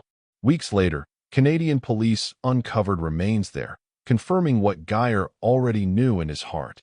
Holmes's lies had reached their limit. There was nowhere left to hide. The web of fraud surrounding him collapsed piece by piece. Insurance companies traced his false policies. Partners admitted to forged signatures. Landlords produced letters written in his distinct, elegant hand. Every alias led back to the same man. Every scam connected by the same steady calm. By the winter of 1894, the public's fascination had turned to horror. Crowds gathered outside the jail just to glimpse him being led to questioning. Some expected a raving madman. Instead, they saw a well-dressed gentleman who bowed politely and met their eyes with quiet confidence. The contrast made him more terrifying than madness ever could. Holmes still insisted he was innocent. He claimed Pitzel's death was an accident, that the children had been killed by someone else, that the investigators had framed him out of jealousy. Each lie was delivered with perfect composure, as though repetition could make it true. But the evidence was too strong now.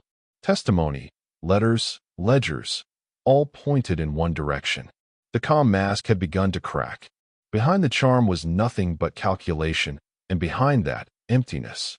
When the charges were finally read, Holmes stood straight, listening without emotion. He corrected the pronunciation of his name for the court reporter, then folded his hands neatly. Outside the courthouse, rain poured over the crowd as if washing the city clean. Reporters wrote that he looked serene, like a man attending his own dinner party. In truth, Holmes felt something close to satisfaction. He had built a castle no one could understand, a web no one could fully trace. Even now, as the net closed around him, he believed he was still in control. As the cell door closed that night, the sound echoed through the hallway like the turning of a key in history itself. The calmest killer America had ever known was finally trapped, not by violence, but by patience, the same patience he had once used to build his empire of lies. After his arrest in Boston, Holmes's story should have ended quietly, just another fraudster caught by his own lies. But the calm doctor had never done anything quietly. Even in captivity, his mind was still moving, calculating, planning. While the police pieced together his crimes, Holmes filled his days with letters. He wrote to journalists, to attorneys, to anyone willing to listen. Each letter told a different version of his life. In one, he was innocent, a victim of misunderstanding. In another, he hinted at secret crimes no one could imagine. The contradictions only deepened the mystery, and America could not look away. Meanwhile, detectives began tracing his movements in the months before his arrest. What they found was staggering.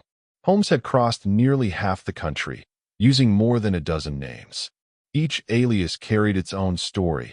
A doctor here, a lawyer there, a salesman, an inventor, a widower. He traveled by train, his tickets always paid in cash, his luggage carefully labeled. He stayed in the best hotels, ate modest meals, and charmed everyone he met. No one suspected the polite stranger at the next table was already wanted for murder. From Fort Worth to St. Louis, from Cincinnati to Indianapolis, Holmes had left a trail of unfinished business and quiet disappearances. He bought land, borrowed money, and vanished before payment was due. In some towns, he rented property using one name and insured it under another. When an accident occurred, a small fire, a staged explosion, he collected the claim and moved on. He traveled with multiple companions at different times, always introducing them differently. To one hotel clerk, he was a husband escorting his wife. To another, a father traveling with his children. Each story was delivered with the same sincerity, the same warm smile. Every signature in every guest book was written with that neat, unmistakable hand. The country was changing fast. Telegraph lines stretched across the plains, and newspapers carried news from one coast to the other in days. But Holmes understood something the world hadn't yet realized. The faster the world moved, the easier it became to disappear. A man could live 3 lives at once if he kept his story straight and his voice steady. While detectives searched for clues, Holmes rode the rails calmly, reading the paper, sipping coffee, and studying the faces of those around him. He liked trains, the quiet rhythm, the feeling of forward motion, the anonymity. It was the perfect place for a man who no longer belonged anywhere. In letters to his jailers later, he described that period almost fondly. "I felt," he wrote, "as though the country itself were my accomplice. Every train whistle was a confession swallowed by distance." But even distance could not save him forever. The names he used began to repeat, the handwriting too familiar, the stories too similar. His calm genius had carried him across America, but patience was waiting for him at every station, in the form of detectives who now understood the man they were hunting. As winter spread across the Midwest, Holmes drifted from one town to another like a ghost moving through his own past. He no longer had the castle, no permanent address, no true name, only disguises held together by charm and habit. Yet even stripped of everything familiar, he was confident. He believed that as long as his voice stayed calm, the world would keep believing him. Each stop along the way showed the same pattern. He arrived with fine manners and crisp clothing, spoke of business ventures and medical work, and soon had everyone's trust.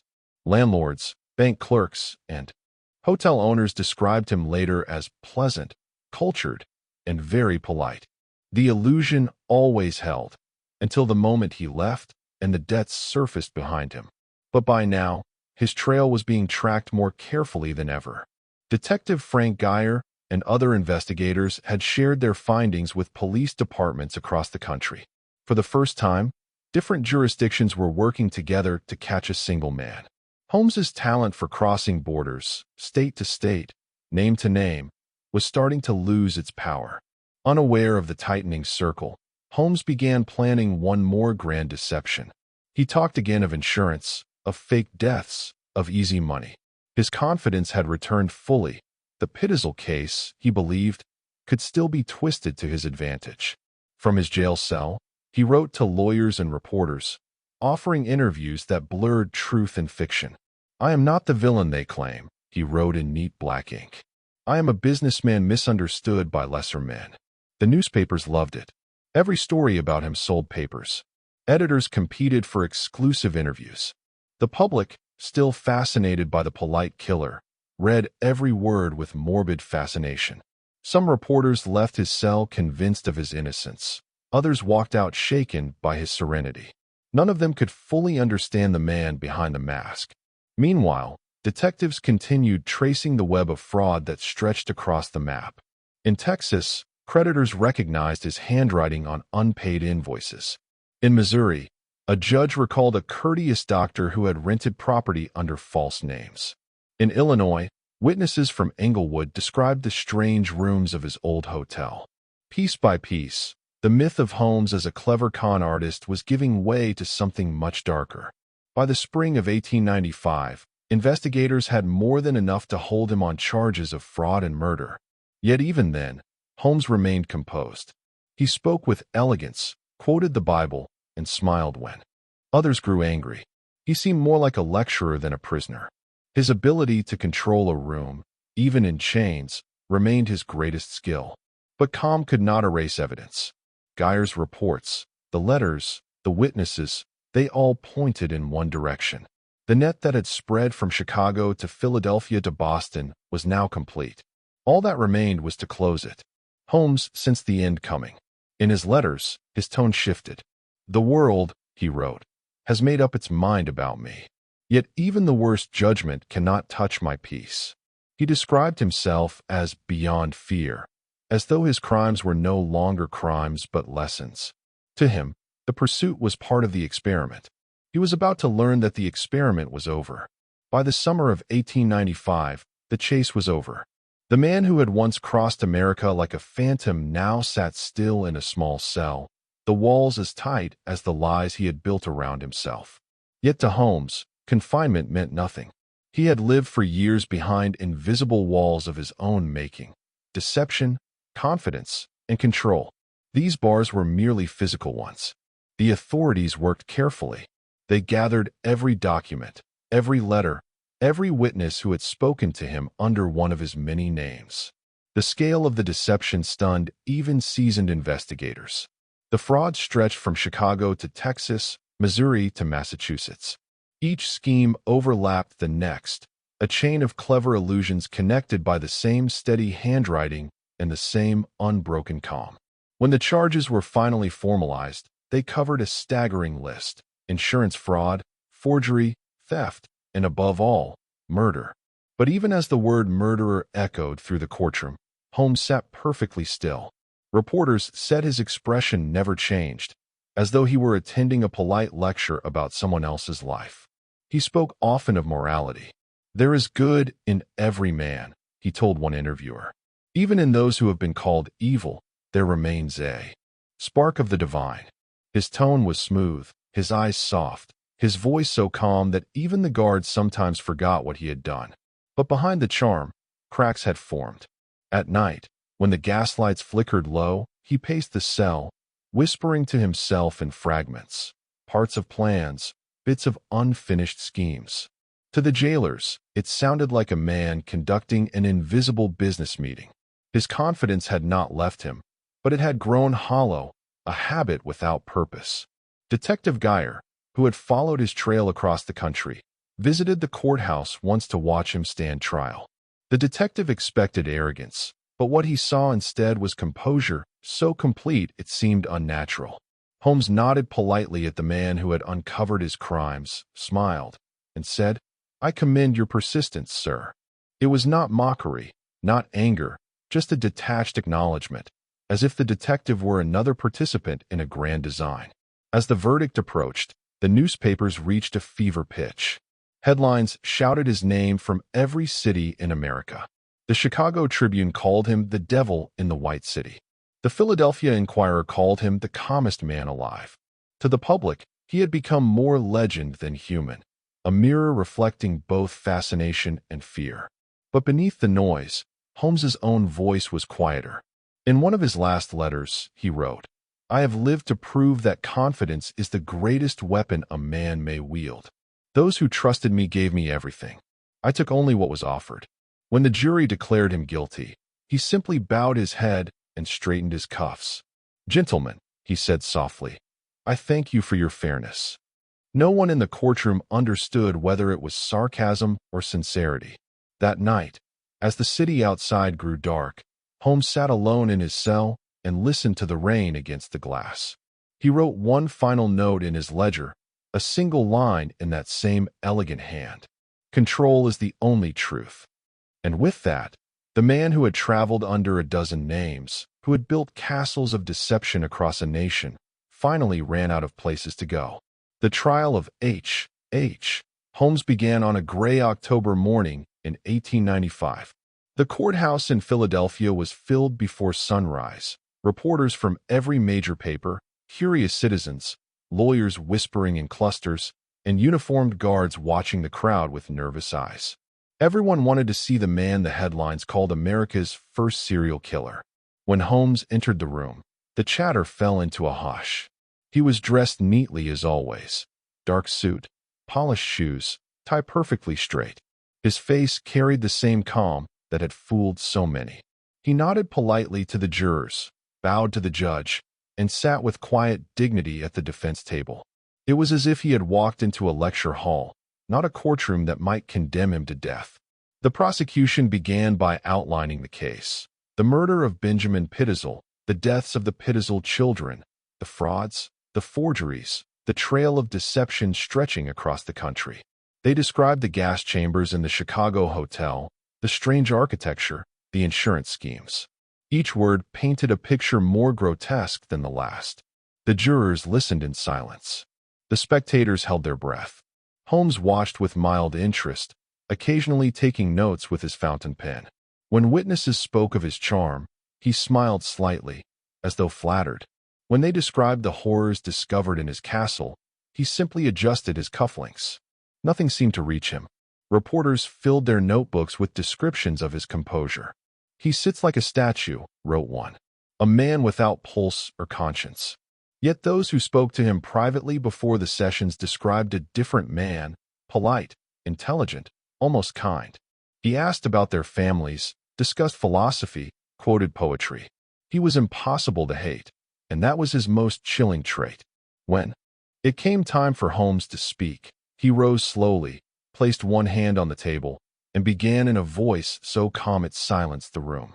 "Gentlemen," he said, "I have been accused of many things, but I assure you, I am not the monster they describe. I am a man of business, a man of intellect, and, I dare say, a man of conscience." He defended himself for hours without notes, weaving half-truths and logic into a tapestry of reason that sounded almost convincing. He questioned witnesses with the skill of a lawyer, turning their words back on them. When the prosecution presented evidence, He found small technical flaws and magnified them until doubt seemed possible. The jury watched him closely, fascinated, unsettled. Outside the courthouse, crowds waited in the rain for updates. The name H. Holmes had become a kind of legend, and each new headline fed the fascination. Doctor of Death defends himself with dignity, one paper proclaimed. But beneath that calm voice, cracks were forming. The evidence was overwhelming, and no amount of charm could erase it. The trial was becoming less about guilt and more about the strange, terrifying question that haunted everyone who saw him. How could a man so ordinary, so polite, be capable of such darkness? As the days passed, the courtroom took on the rhythm of ritual. Witnesses rose and fell. Papers shuffled like a slow metronome. Holmes, calm as ever, became the center of an unspoken fascination. He was not the wild, snarling villain the crowd had imagined. He was something colder, an emptiness wrapped in grace. He cross-examined witnesses with courtesy. He called prosecutors sir and thanked the judge after every ruling.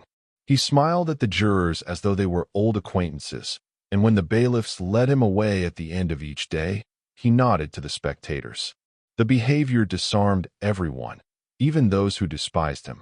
He had the unsettling ability to make cruelty seem rational. Reporters noted that even as its warning. But inside the courtroom, the spell was breaking. The jurors had begun to see what lay behind the charm. Not warmth, not madness, but nothingness.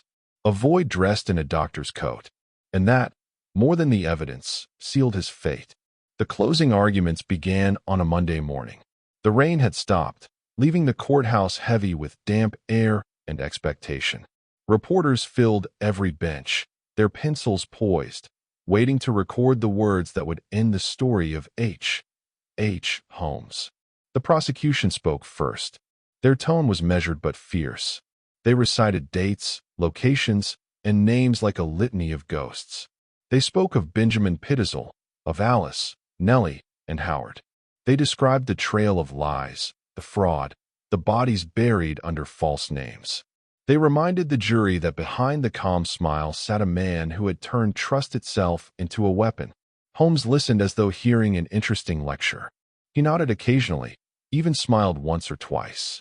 When the prosecutor called him a creature without conscience, Holmes leaned toward his lawyer and whispered something that made the man's face go pale. Later, that lawyer refused to say what it was. When it was finally his turn to speak, Holmes rose slowly, buttoned his coat, and faced the jury. "Gentlemen," he began, his voice clear and calm, "I do not expect you to understand me. Few men have ever truly been understood in their own time." He spoke for more than 2 hours. He used no notes, no documents.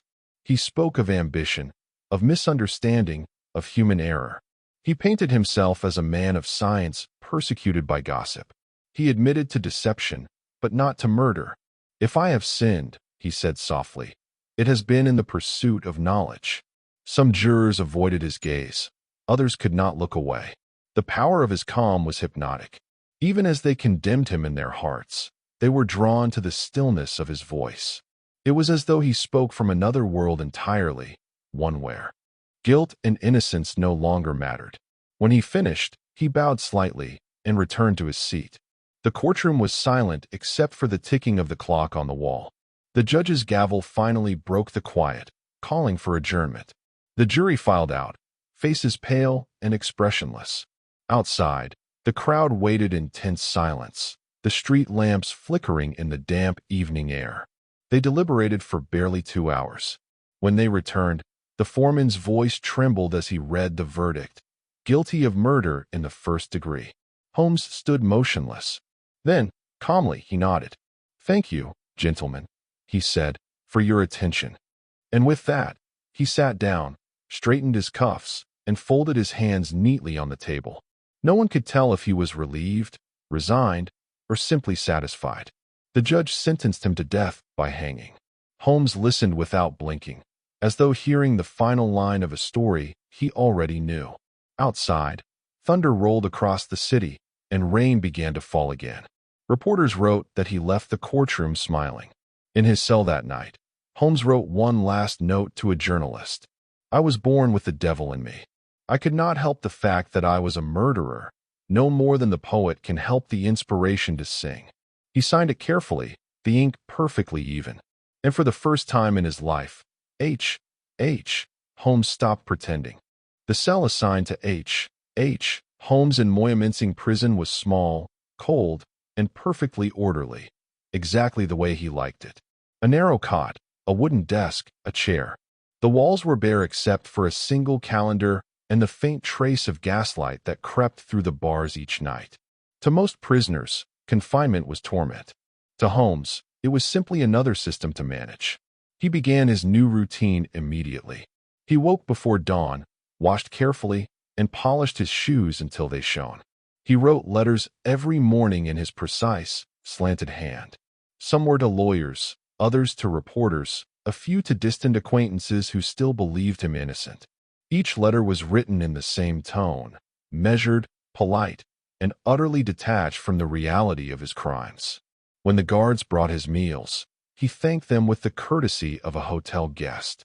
He asked about their families, remembered their names, and never once raised his voice. Many later said that if you met him without knowing who he was, you would have thought him a visiting scholar, not a man awaiting death. Reporters visited often. Holmes welcomed them all. He spoke for hours about philosophy, about free will, about what he called the machinery of conscience. The world, he told one journalist, is built on trust. I merely studied the weakness of that trust. His voice was calm, his gaze steady, his phrasing almost elegant. Even those who despised him left unsettled by his serenity. At night, he read the Bible, legal texts, poetry. He annotated margins neatly, as though preparing for a lecture. He seemed to view his sentence as an experiment, how a rational man might face the end without fear. He told one guard, if a man controls his thoughts, he controls everything, even the manner of his leaving this world. Outside the prison walls, his story still fascinated America. Newspapers published long interviews with titles like The Gentleman Murderer Speaks and Evil with a Smile. Readers sent letters begging for autographs, for locks of hair, even for advice.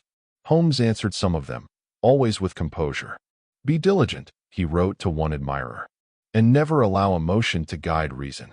But behind the calm, something restless stirred. Alone in his cell, Holmes began keeping a journal, a private record of thoughts that shifted between pride and something close to regret. He never admitted guilt, but occasionally a line would slip through that hinted at understanding. There are things in me I do not name. He wrote that sentence twice, underlined it once, and then turned the page. In the final weeks before his sentence, Holmes maintained his composure with an almost mechanical precision. He woke at the same hour each day, adjusted his collar, and greeted the guards as though he still owned a business rather than a number on a cell door. Routine, he said, was the soul's armor. When ministers visited to offer prayer, Holmes listened attentively. He thanked them for their kindness, but never confessed to sin. He spoke of life as a puzzle, of destiny as design. I do not believe, he told one reverend, that man chooses evil. He discovers it, like a scientist uncovering a law of nature. The reverend left pale and shaken, unsure whether he'd spoken to a human being or a philosopher lost beyond morality. Holmes's lawyers urged him to appeal. He refused. I am content, he said. The matter has run its course. To the astonishment of those around him, he began planning his burial, leaving instructions with the same attention to detail that had defined his crimes. He asked to be laid in a coffin filled with cement, buried 10 feet deep. He feared, he said, that scientists might wish to study me. Even in death, he wanted control. Reporters continued to visit. They described him sitting in his small cell, the gaslight flickering over his composed face, speaking in low tones about the mind and its power. You must understand, he told one. I never killed from hate or passion. I acted as others might conduct an experiment, coldly, carefully, and for knowledge. His words were terrifying not because they were wild, but because they were perfectly sane. He spent his afternoons writing. The manuscript he left behind was part memoir, part defense, part performance. In it, He denied guilt, then hinted at confessions, then denied them again. It read like a maze, each passage leading nowhere, every truth shadowed by contradiction. Some lines were almost tender. I am not without feeling, though my feeling is of a different kind. Guards said he rarely slept. Sometimes they heard him pacing softly, whispering phrases as though rehearsing for an unseen audience. Other nights, he sat motionless for hours, hands folded, eyes half closed. When asked what he thought about during those silences, he said only, order. To the end, Holmes believed the world misunderstood him. They call me the devil, he told one journalist with a faint smile. But I see myself as an architect. The difference between the two, he added, is merely in who draws the plans. In the final days of his life, Holmes's calm became something eerie, an echo of control so absolute it felt rehearsed. He accepted visitors with the same composure he had shown in business meetings years before. He asked one reporter about his editor's health, another about the weather in Chicago, as if they had met in some quiet office and not in the shadow of the gallows. He was still writing. Each page in his small, neat hand looked like the work of a clerk, not a condemned man. The lines grew more abstract as the date approached, shifting from the precision of his old ledgers to something dreamlike. I will sleep as I have lived, measured, awake in thought, still in body. He spoke little of fear.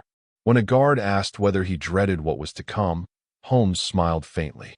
I have never feared the inevitable, he said. It is uncertainty that disturbs men, not conclusion.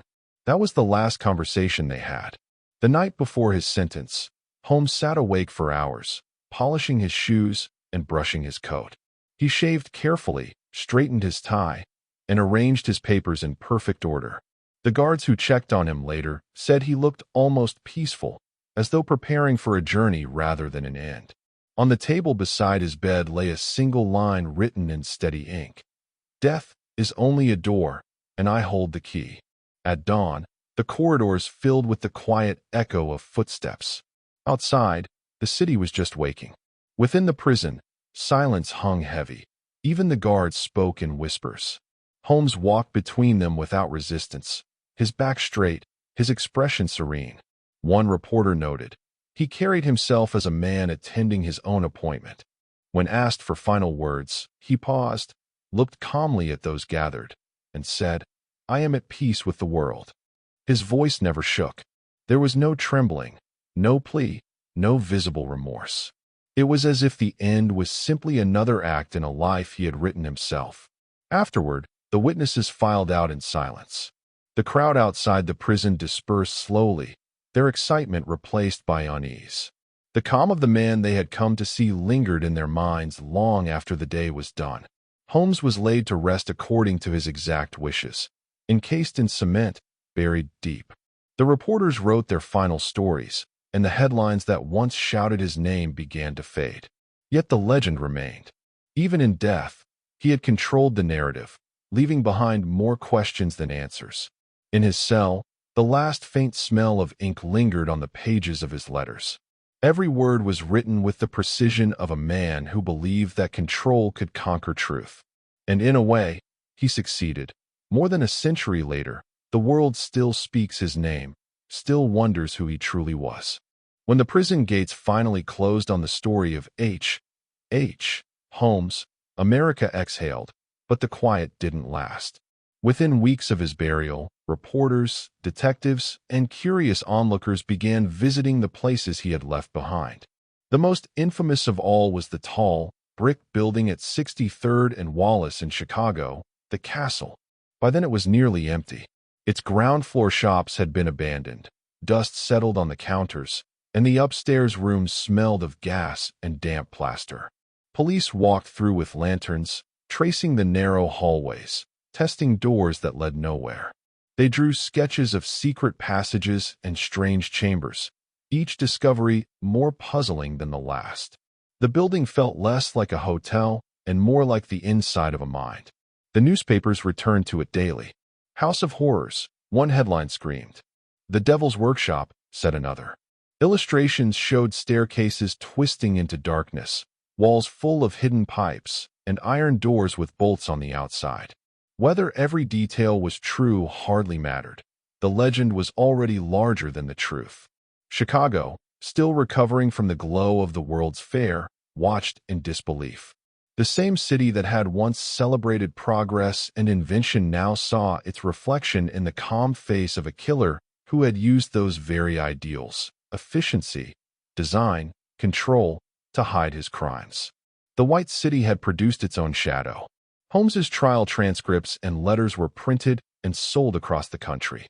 People read them not out of hatred but curiosity. What fascinated them was not brutality but calm. The idea that evil could look like intellect, could speak softly, could wear a gentleman's smile. In universities, professors began discussing the case in lectures on criminal psychology, a new field then just taking shape. Doctors debated whether Holmes was insane or simply without conscience. Some called him a sociopath, others an example of moral idiocy. None could fully define him. The castle itself did not stand much longer. In 1895, only a year after his execution, a fire swept through the building late at night.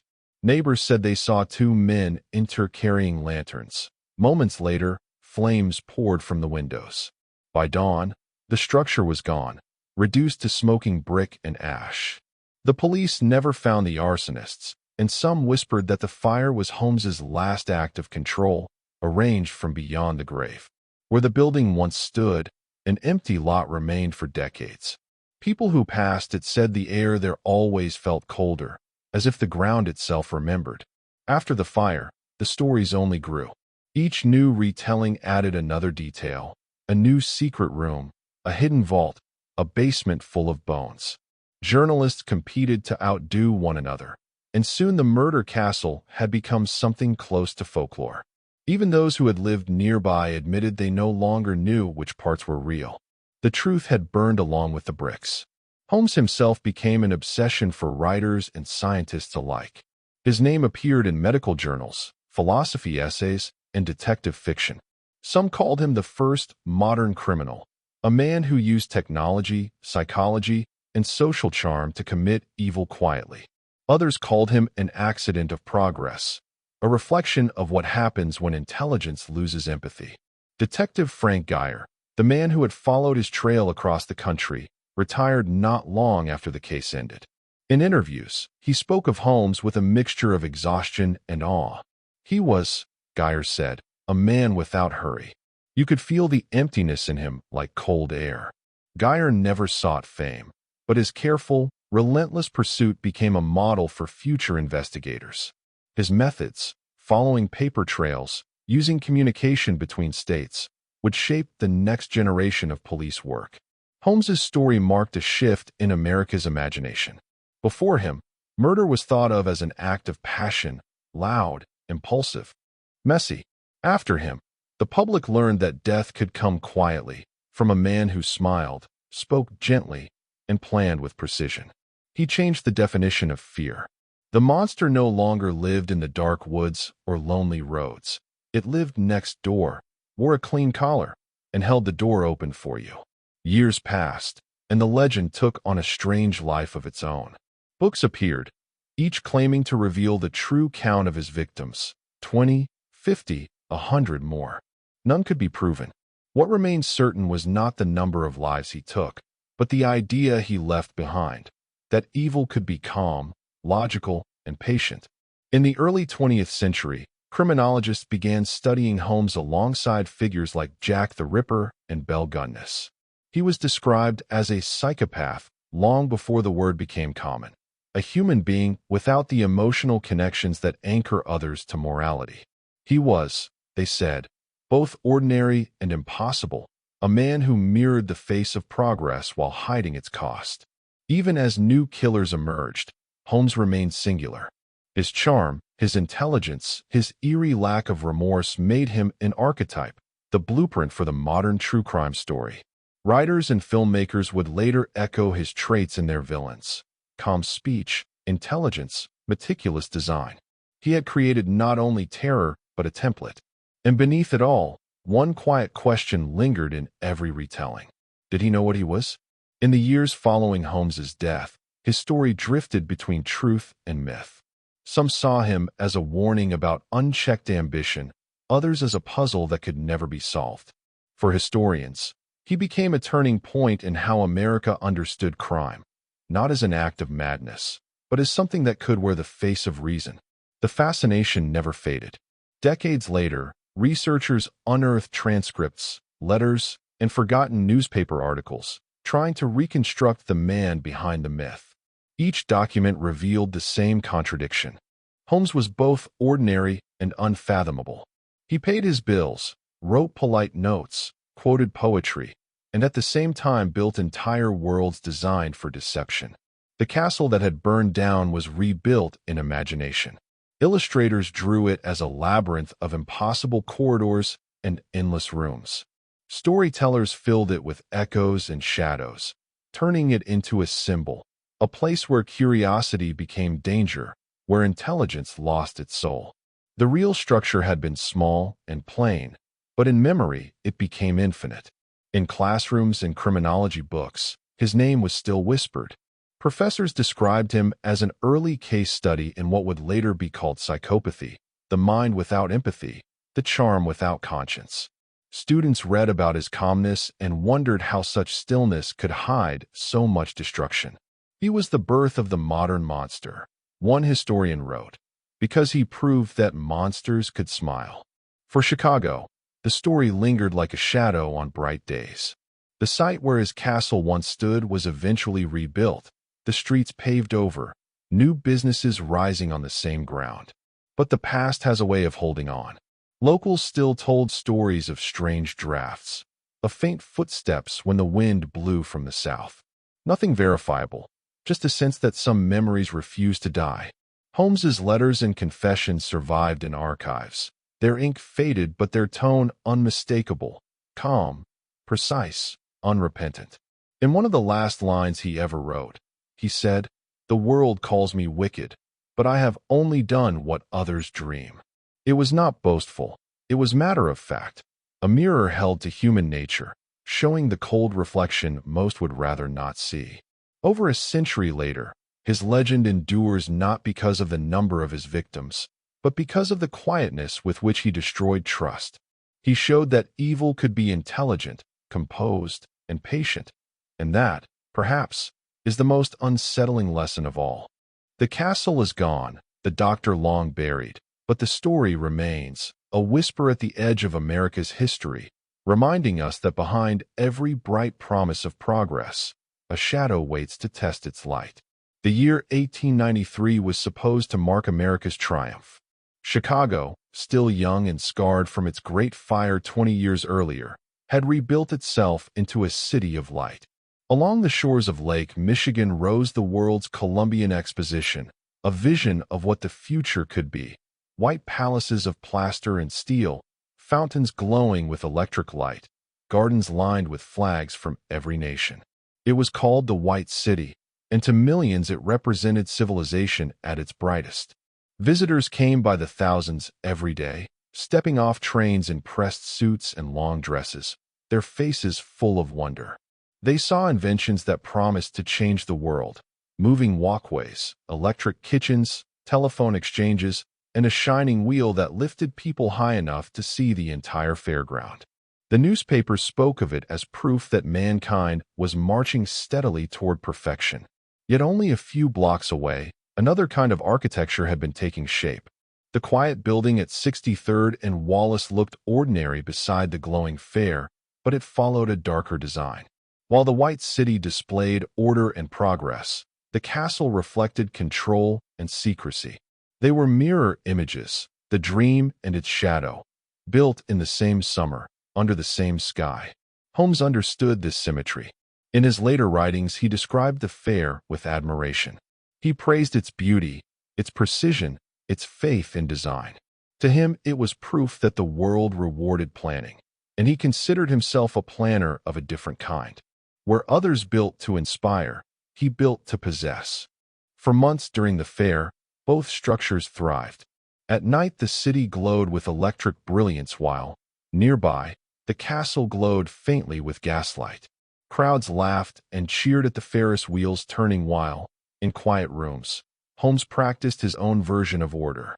The White City was filled with invention, his building with manipulation. Each fed the other, unknowingly. Two sides of the same human hunger. For control, for perfection, for meaning. When the fair closed that autumn, Chicago mourned its passing. The White City began to crumble almost immediately, its temporary walls cracking in the winter wind.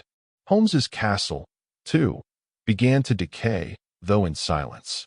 Both creations, built for different purposes, were destined to vanish. Yet one left behind light, and the other, questions that would never fade. After the fair, Chicago felt strangely hollow.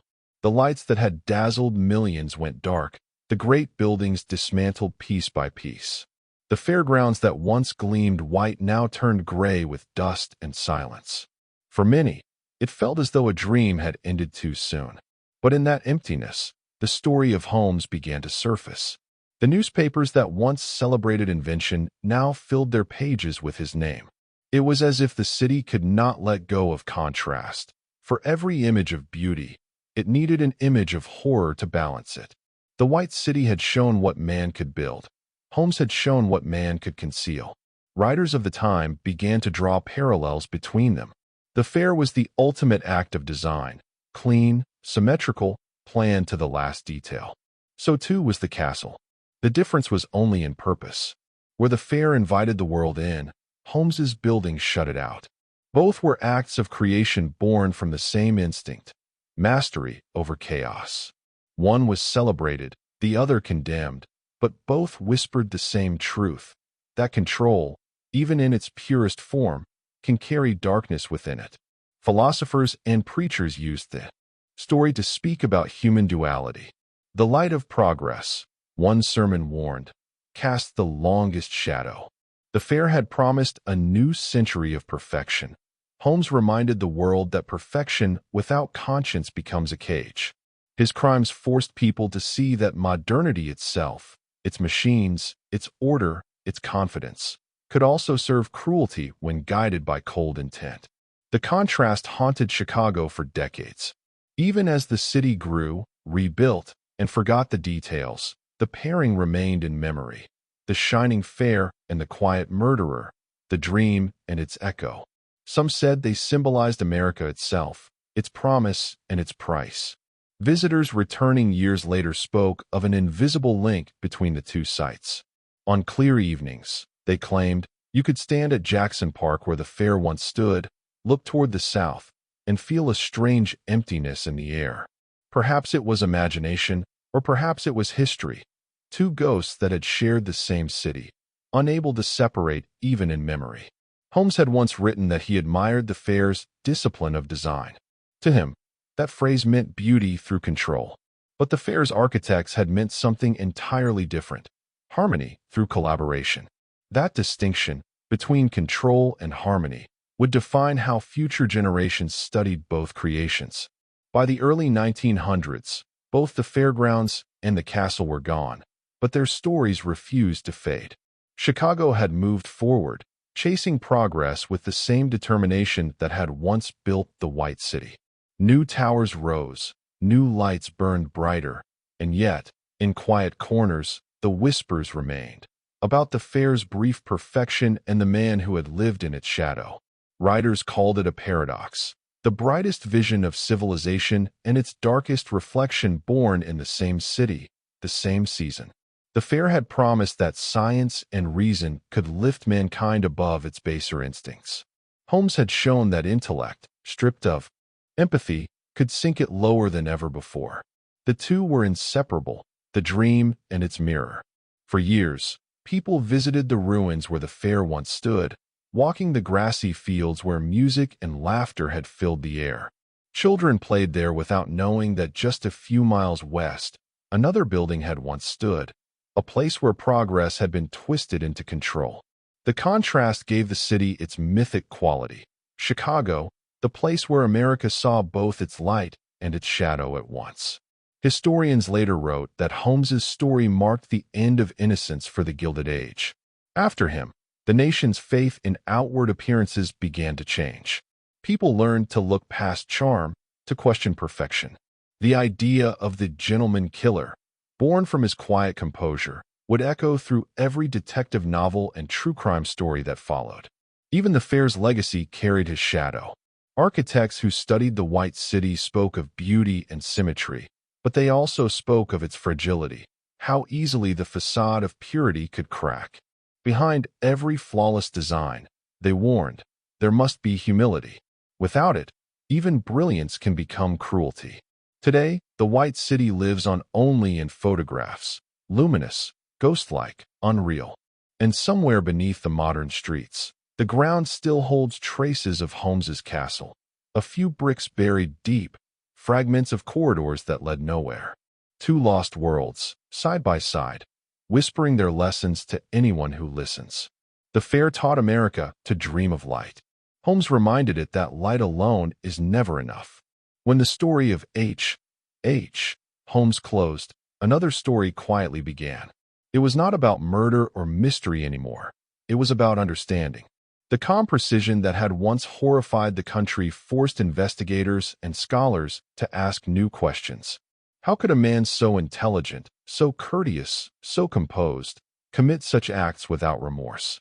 Before Holmes, crime in America was often seen as simple, a product of poverty, passion, or madness. But Holmes did not fit any of those molds. He was educated, successful, outwardly respectable. He used reason, not rage. That contradiction unsettled everyone who studied him. In the years after his death, doctors and legal scholars began to gather his letters, testimony, and interviews. They compared his writings with those of other criminals, looking for patterns. They noticed his absence of emotion, his fascination with control, his lack of guilt. Words like psychopath and sociopath did not yet exist, but the questions that would lead to them were taking shape. Holmes had become a case study before psychology even had a name for what he was. Detectives, too, changed their approach. The investigation that had finally caught Holmes, spanning multiple states and built on shared evidence, became a model for cooperation between jurisdictions. The idea of a paper trail as a path to the criminal mind took root. Geyer's careful pursuit showed that patience, detail, and collaboration could defeat even the most intelligent deception. Forensic science was also beginning to grow. Holmes's forgeries, his use of aliases, his manipulation of documents inspired new methods for identifying handwriting, fingerprints, and even personal habits. Each small detail, how a man signed his name, folded his letters, chose his words, became a clue to who he truly was. Holmes had called himself an architect. In a strange way, he was right. He had built something larger than his own crimes, a new awareness of the human mind's capacity for coldness. Where earlier eras had spoken of evil in religious terms, the late 19th century began to see it as psychological, systematic, almost clinical. Public fascination followed. Books appeared, written by detectives and journalists who had studied him. Some were factual, others speculative, but all shared the same unease, the sense that Holmes had revealed something uncomfortable about human nature. He was no longer just a man in history. He was a symbol, the face of the modern predator hidden behind civility. Even the word fear began to change meaning. It was no longer fear of the wild or the dark, it was fear of the ordinary. Holmes had taught America that danger could come wearing a kind smile, carrying a doctor's bag, speaking gently. It was a fear born not of chaos, but of calm. By the first decade of the 1900s, criminology had begun to mature into a science, and Holmes was its haunting example. Investigators used his name in seminars on deception, psychologists cited his case in essays on conscience, and newspapers still invoked him whenever a polite, educated man was accused of terrible things. Professors at new institutions like Harvard's Psychology Department and the Chicago School of Sociology used the Holmes case as shorthand for the modern criminal mind, a person who did not kill from impulse or desperation but from structure, a design of reason without empathy.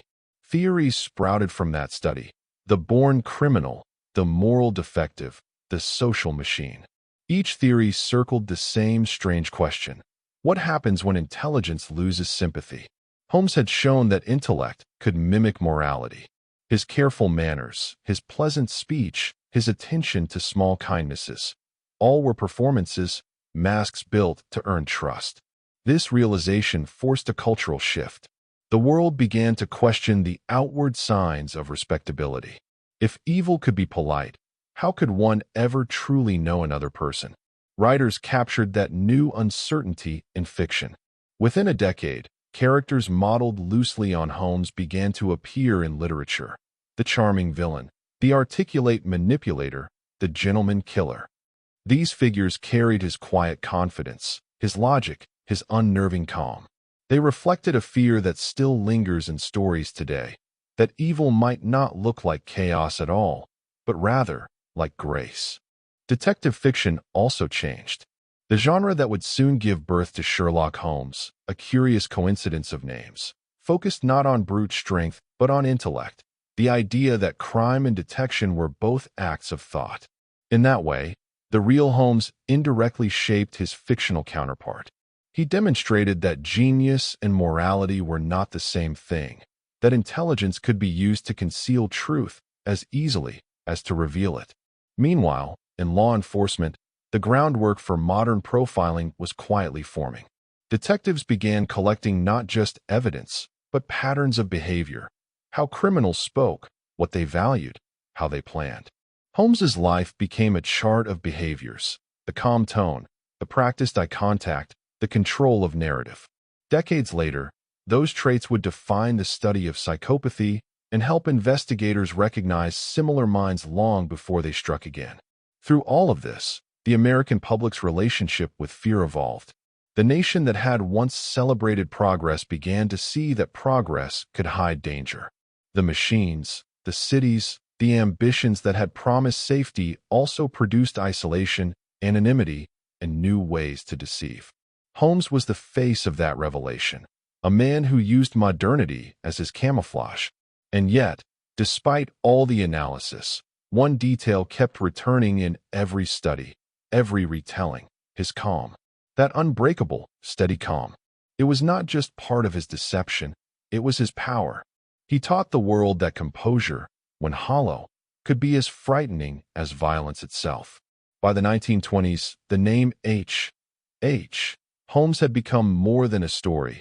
It was a turning point in how society saw crime, science, and even the self. His case helped create an entire language for what had once been considered unspeakable. Words like psychopathy, manipulation, antisocial behavior, ideas that would define the next century of criminology, all traced faintly back to his shadow. Holmes had exposed something uncomfortable, that evil no longer needed to look monstrous. It could look intelligent, organized, and calm. It could exist not in the dark alleys of the city, but in offices, hospitals, and quiet homes. He was, in every sense, the prototype of the modern predator, not a creature of impulse, but of logic. And it was that logic that frightened people the most. His influence spread beyond law and science. Artists, writers, and filmmakers found in him a strange inspiration. They borrowed his traits, the charm, the intelligence, the quiet menace, and turned them into characters who haunted literature and cinema for decades. The polite killer, the smiling villain, the manipulator in plain sight, all were his descendants. His calm became a symbol of danger disguised as civility. In universities, his case was discussed not just as history, but as psychology's first great challenge. How do you measure conscience? How do you define empathy? Holmes forced scholars to realize that understanding evil required more than studying crime. It required studying humanity itself. Every discovery about him brought reflection back to the observer. He became a mirror, and what people saw there unsettled them. Policing changed too. His case helped build the foundation for record sharing between states, for fingerprint identification, for the first psychological profiling methods. The modern detective, the one who follows evidence with logic rather than instinct, was born partly from the chase that caught him. Geyer's methodical investigation became the blueprint for how complex crimes could be solved. Patience, correspondence, and trust in quiet details. And still, the fascination endured. Not because people admired Holmes, but because they recognized him. His face, calm, intelligent, unremarkable, belonged to no particular time or class. He looked like anyone. That ordinariness was the real horror he left behind. He showed that monstrosity could live unnoticed among the polite and the accomplished, that evil could wear a tie, quote Shakespeare, and hold a steady gaze. In that sense, Holmes did not just create fear, he modernized it. The fear of the stranger in the dark became the fear of the person who smiles back. The fear of chaos became the fear of perfect order. And once seen, that truth could not be unseen. A century later, psychologists still cite him as one of the earliest documented cases of the successful psychopath, a man whose intellect masked emptiness. His calm is still studied, his deception still analyzed. But beneath all the theories and diagrams lies one lasting message, that intellect without empathy is not brilliance, it is blindness. The birth of modern fear began not with screams, but with silence, the quiet composure of a man who believed that control was the same as understanding. And from that silence, an entire century of fascination was born. Long after Holmes was gone, his name refused to rest. The city moved forward, the buildings changed, the streets filled with new sounds. But his story lingered like smoke in the corners of memory. People whispered that he had escaped, that he had bribed the guards, that the man buried in cement was not him at all. From the moment the soil closed over his coffin in 1896, rumors began. Some claimed to have seen him in London, others in South America. A few even insisted that he was living under another name, selling medicines and smiling with the same calm charm. The idea that Holmes could cheat death felt believable. He had cheated everything else. Reporters wrote follow-up stories for years, each one reigniting the myth. Has the devil escaped? Read a headline in 1902. Another, in 1910, claimed that letters in Holmes's handwriting had surfaced in Canada. None were proven genuine, but the public didn't seem to care. They wanted him to still be out there, walking unnoticed in a crowd, tipping his hat to strangers. The thought was too perfect a punishment. For a man obsessed with control, to live forever in rumor, never at peace, never quite gone. Detectives who had known the case dismissed the talk, but they too admitted something uncanny about him. He was the most orderly liar I ever met, one said. If anyone could plan his own disappearance, it would be Holmes. The myth of his survival grew until it became its own kind of truth. As the decades passed, the world changed, automobiles, radios, skyscrapers, but every few years a new generation rediscovered his story. Books were written, each adding a new layer to the legend. Some painted him as a scientist of evil, others as a symbol of ambition gone wrong. In each retelling, he became less a man and more a question. What if intellect itself could learn to live without a soul? By the 1930s, his story had drifted into folklore. Old residents of Chicago told children that his spirit wandered near 63rd Street, counting his lost rooms, still searching for perfection. No one believed it literally, but the tale persisted because it felt right. Holmes had built something meant to outlast him, and in a way, it had. Even scholars began to notice. He exists, one historian wrote, where reason meets myth. Unlike other killers, Holmes could not be dismissed as madness. He was too precise. He lived on because he represented a kind of fear that never truly dies, the fear of what lies behind the civilized smile. Through the middle decades of the 20th century, interest in Holmes drifted but never disappeared. His name would surface in magazines that specialized in mysteries and oddities. Photographs of the castle's ruins appeared beside sketches of the White City, contrasting light and shadow once again. In lecture halls and detective schools, his case remained required reading. Then, in the 1940s and 1950s, the study of psychology took a sharper shape. The word psychopath became common in journals. Clinical profiles began to resemble the man who had lived half a century earlier, charming, intelligent, unemotional. Students noticed the similarity. Professors nodded. He is our first example, they said quietly. For the public, his story remained a curiosity, but every retelling grew a little more ghostly. No one had photographs of his victims, only sketches. The castle was gone.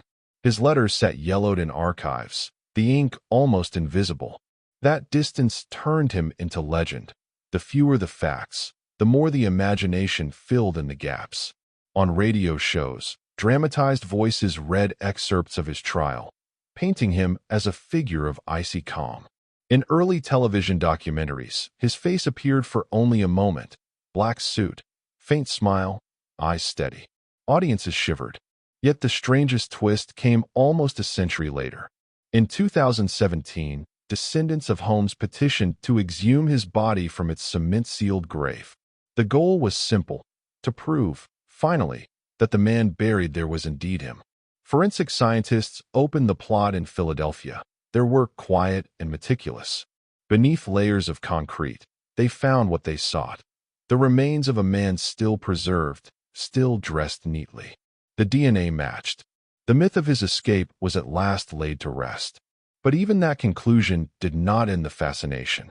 When the results were announced, news outlets across the world ran the story under the same headline: "The Devil Confirmed Dead." It was as if the century itself needed closure.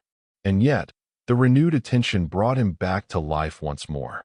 The man who wouldn't die had returned to the public eye, calmly, inevitably, as though keeping to his own schedule. Writers, filmmakers, and historians took up his name again.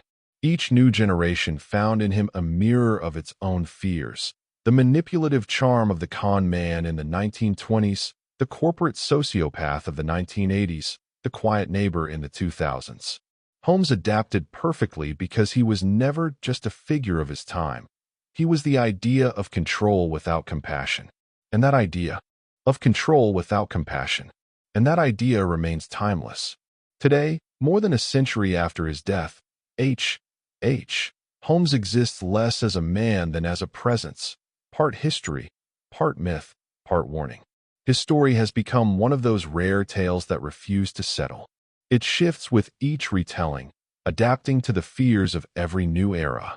In books, he is the master manipulator. In documentaries, the calm before modern psychology. In whispers, the ghost of Chicago's White City. Yet all versions share the same heartbeat: the fascination with how charm can conceal darkness, how intellect can survive without empathy. The physical world that birthed him has long since vanished. The castle's bricks were carted away, the world's fairgrounds paved over, the Chicago skyline reborn in steel and glass. And still, somewhere within that city's rhythm, people sense the echo of his name. Taxi drivers point out where the hotel once stood. Tourists pause at the corner, reading from old guidebooks. The address itself has changed, but the story remains mapped on memory.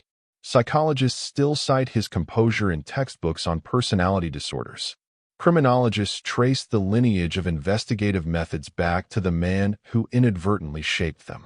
Novelists borrow his traits: the measured tone, the calculated smile, because those details, quiet as they are, define the most enduring kind of fear. In the end, Holmes achieved the only immortality he ever truly sought: control over his own narrative. He built his life as a structure of deception, and when the structure collapsed, the legend took its place. Even the fire that erased his castle could not destroy the design itself. It lived on, in words, in questions, in the human fascination with calm evil. Standing in the present, it is easy to see why his story endures. Holmes represents the line between progress and obsession, between the brilliance that builds and the brilliance that consumes. He reminds us that every great age of reason casts its own shadow, and that in every carefully ordered world, there will always be someone who studies the cracks. The legend of Holmes, the man who wouldn't die, is not about the crimes alone. It is about the illusion of control, the fragility of trust, and the quiet truth that the darkest acts often wear the calmest faces.